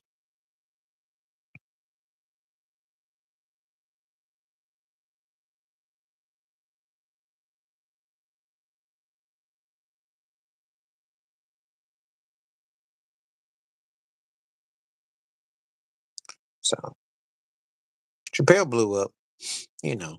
See, that's all I'm saying. At least you had a moment. Chris Rock never had a moment like that, and he had an opportunity. Martin was bad, but you asking me my 5 stand up, there's a big difference. If you ask me, he makes my top 10. Martin was bad, and he had a moment. Yeah, I don't find him funny. I mean, I saw his stand up and I nearly fell asleep. I don't find him to be that funny. Just like whatchamacallit that was working with Ice Cube, um they the one the well, top 10 prior, Paul Mooney, Red Fox, Eddie Murphy. What else can I pick on? Um yeah, I don't like Mike Epps. I think he costs us too much. He's had some moments, but I don't find him to be that funny. I just think he's just loud and vulgar. I see to understand that for me it's timing with humor. And for me, you got just many ways you can hit me with your humor. You can curse, but you got to make it where it's in rhythm, not just like Martin Lawrence was funny. Bernie Mac was funny. Some of these cats just be cursing up a storm, and they're what I call lightweight funny. Like it just because part of the things that don't work with me with Cat Williams, George Carlin was great, great because he also made you think. So that's that prior Chappelle thing. Carlin belongs in my top 10. I have respect for Lenny Bruce too. Mhm. People that told jokes but made you think. Robin Williams was funny. He had incredible instinct. And see, sometimes just pretty much because they don't really comedy is hitting the timing, you know. But you see, one of the ones that got over like that was Andrew Dice Clay, you know. And you tell a lot of suggestive jokes, but you don't really have no punchline, you know. Cats could learn a lot from somebody like Rodney Dangerfield. Rodney was hilarious. That's one of my favorite comedians ever. If you must know. Love Rodney. Rodney had me laughing, yo. I don't get no respect. I'll tell you, the carburetor. I'll give you a carburetor. I like his timing. Um, yeah, he was one of my favorites.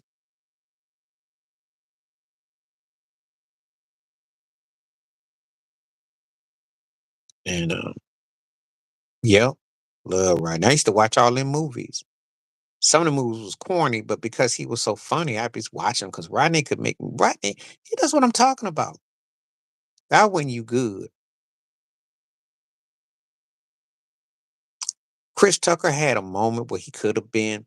I think a lot of problems I had with some of these cats. A lot of these cats were what I call doing third tier Eddie Murphy rejects. And I think that's what turned me off because that's what it was. It was if you ever seen the movie, yep. You ever seen the movie Hollywood Shuffle and Robert Townsend's character, they talking about the Eddie Murphy like. And there was a lot of that went down because they want to go all the laugh and the mannerisms. And that's what they like. Yeah, he had some wit. He could think on his feet.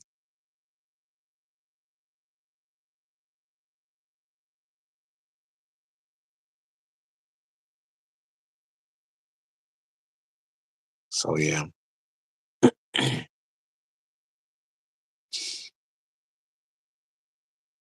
I like that when I see comedians that could beat you in different ways because it's gotten too formulated now. So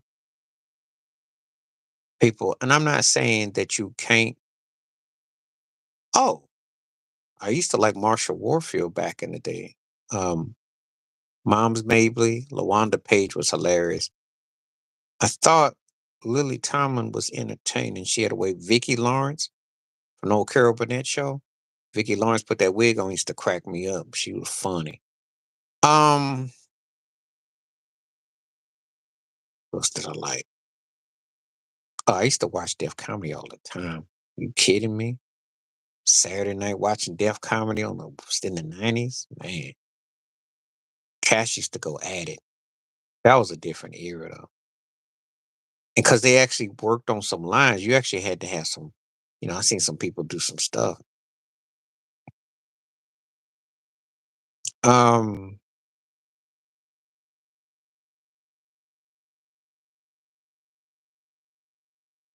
Trying to think who else did I like that was funny. Female. Excuse me.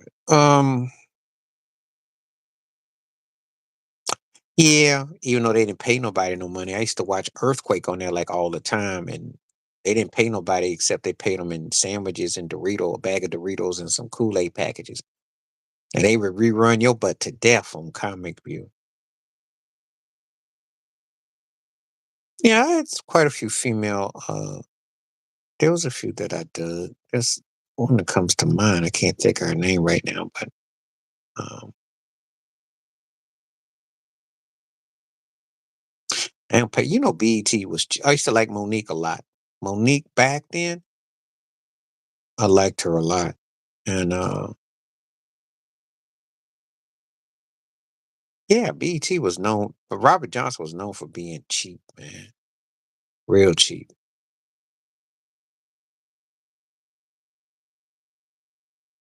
So if you were watching any of their TV movies, you know what I mean, because they had one about the group Switch. And so the part of Bobby DeBarge's character had this ugly wig on his head. I mean, I was cracking up. Cedric is funny. He's entertaining, but in a more like a second wheel way. You know, I give him his due. He definitely gets over on TV, and he's a character actor. But I wouldn't pay to go see him by himself. He couldn't entertain me like for an hour. I don't think. But as a sidekick cat, to like be the Ed McMahon, the co-star, he's good.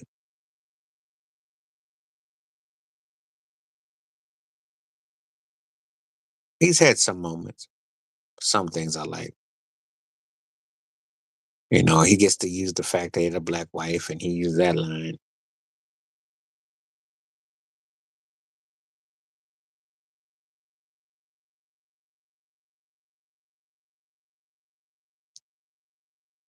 So yeah. Continue to hit the like and subscribe. And if you got any comments, come on through. I got about another 12 more minutes because I'm gonna call it a day. I got about 12 more minutes. So feel free to hit you know. I'll probably come back on tomorrow, do a live. He did, and no one really cares because no one holds nobody to accountable no more. That's the sad stuff. Nobody holds anybody accountable. And they just kind of let it fly into the wind, and they kind of hope that it dissolves itself.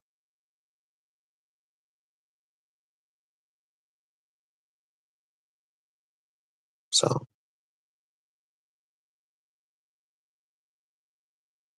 I wonder why. I wonder why.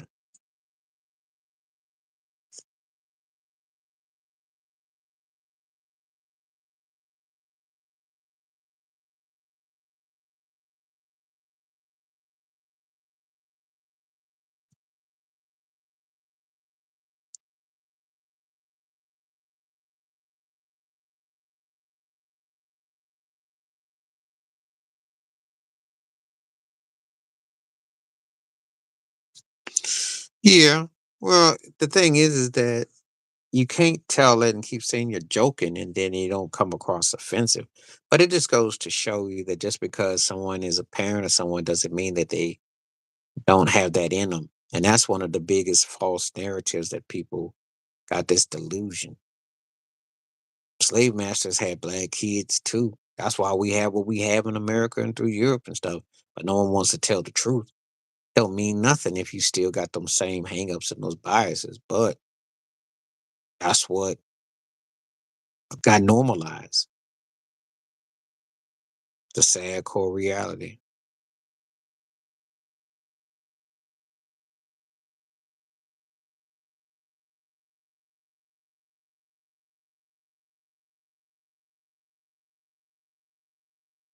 So yeah, you probably did.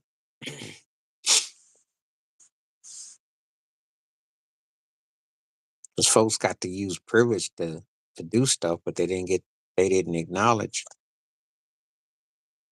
And that's the sad reality. So it's real out here.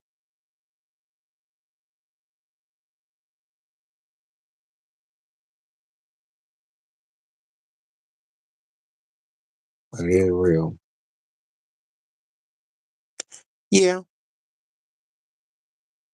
See, the thing about it is, it's like a, how do I say it? It's almost like a treasure, like something that you get as a doll or something that you put into your, your an ornament like you can put on a tree.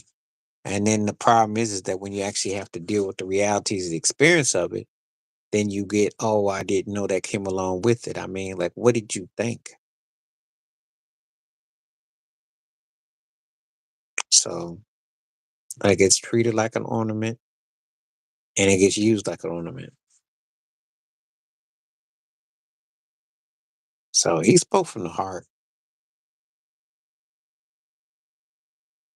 but he was in a no-win situation. And his mama had no lot to do with the whole thing with the NFL. So that just goes to show you. He needs money. That's what that means. He returning because that's some place to give him a job. He ain't got no other income. He got nowhere else to go.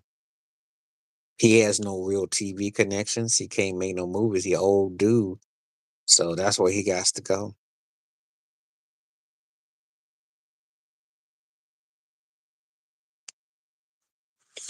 Maybe Vince McMahon will put some money on him, on his books. I don't know.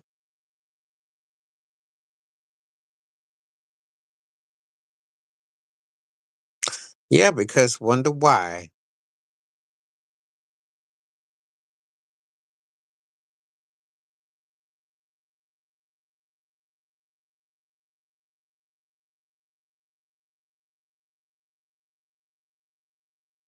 Okay, so I'm not surprised he's getting booed.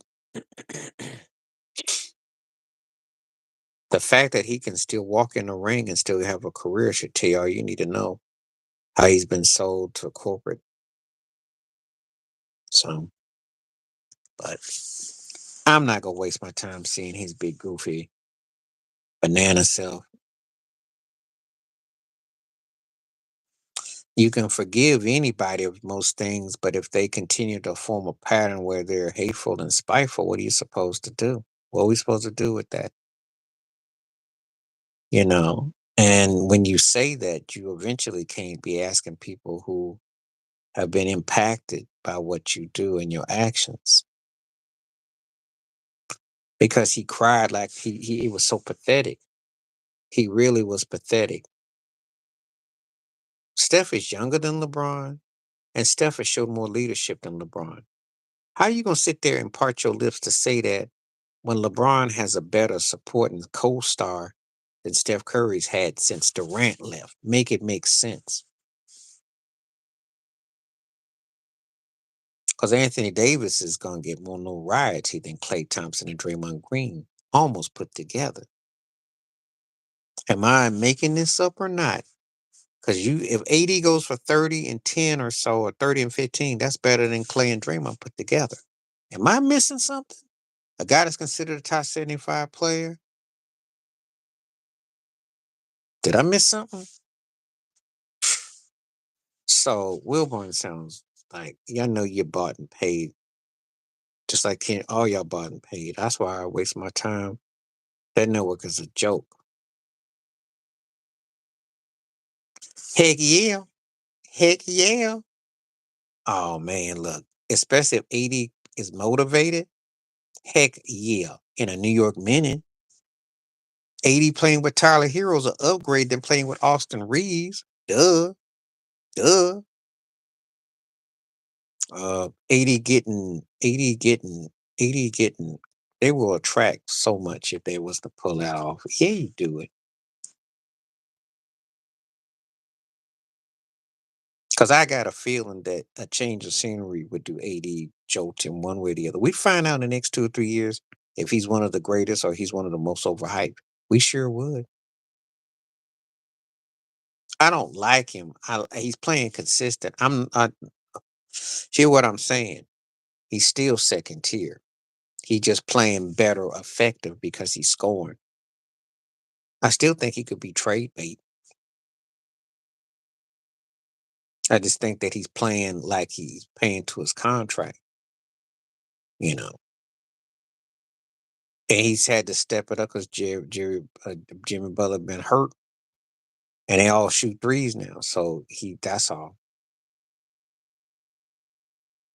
He's effective as a second, third option. He's not effective as the first. It works against certain teams. Like, yeah, if you bring the Lakers in every night, yeah, Tyler Hero gonna look like Larry Bird. They're a young team.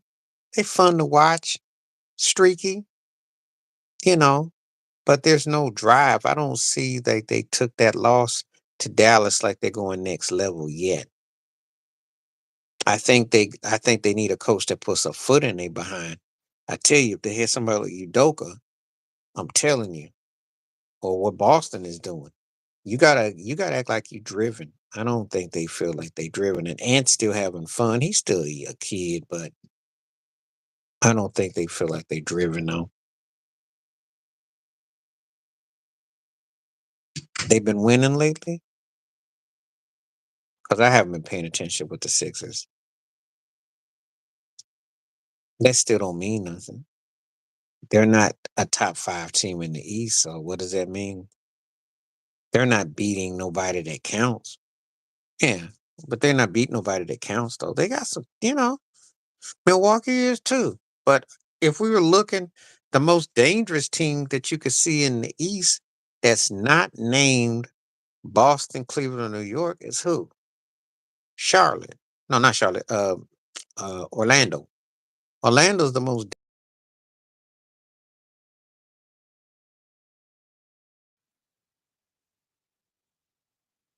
That's not gonna happen. I would love it, but that's not gonna happen. Only that way that happens if he decides to cut his deal in a couple of years. But they would build way better around him than what Denver's done, though. Tell you that.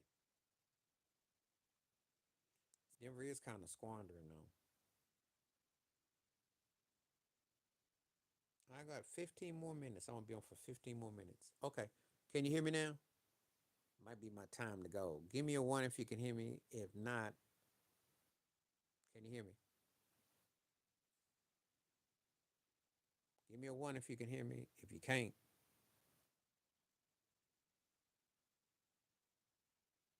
because sometimes it cuts me out. Okay, I'm gonna go ahead and cut it off. Um, Hit me up on Facebook. If you still got the Facebook thing, hit me up on Facebook. Yeah, still send me the link on Facebook though, cause this thing I got fit. If I'm gonna be on for 15 more minutes, cause every time I go on for 2 hours, this thing starts to act up. That way we can stay in touch, even if I don't be on here. I do Facebook. But yeah, if he was in Miami, oh yeah, they would definitely be sweet. But that's not gonna happen. You'd have to give up half the team to get him in Miami.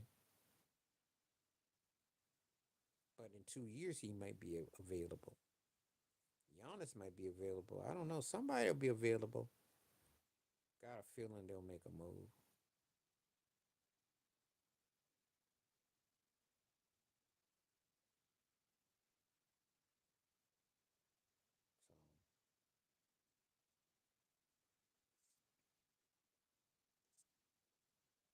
So see what I got so far.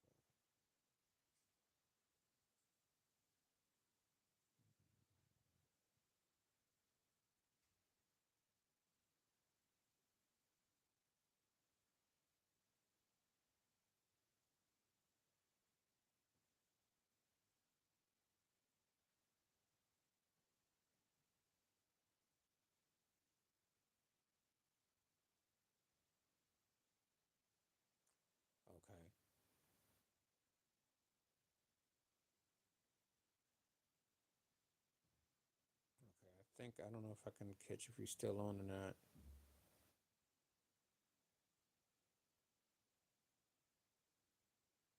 Just gonna wait. Let me know if you're still on or not.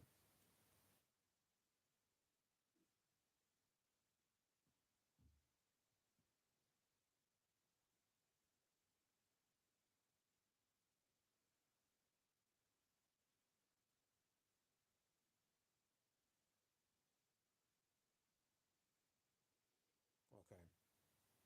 I don't hear nothing back there, so give it 2 more minutes and then I'm gonna call it a night.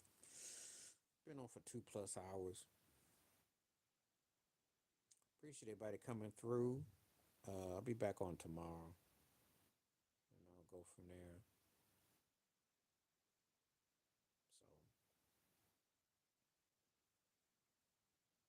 So I think that's about it.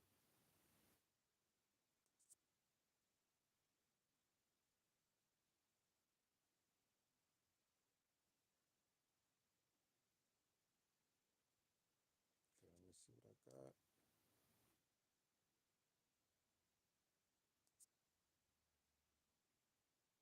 Okay, if I don't see them, I'm gonna call it a night now.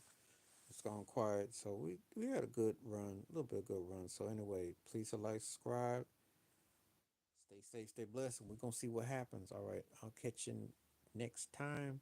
Appreciate everyone that came through with comments and thoughts and questions and everything. I'll be back on tomorrow. All right, take out, peace.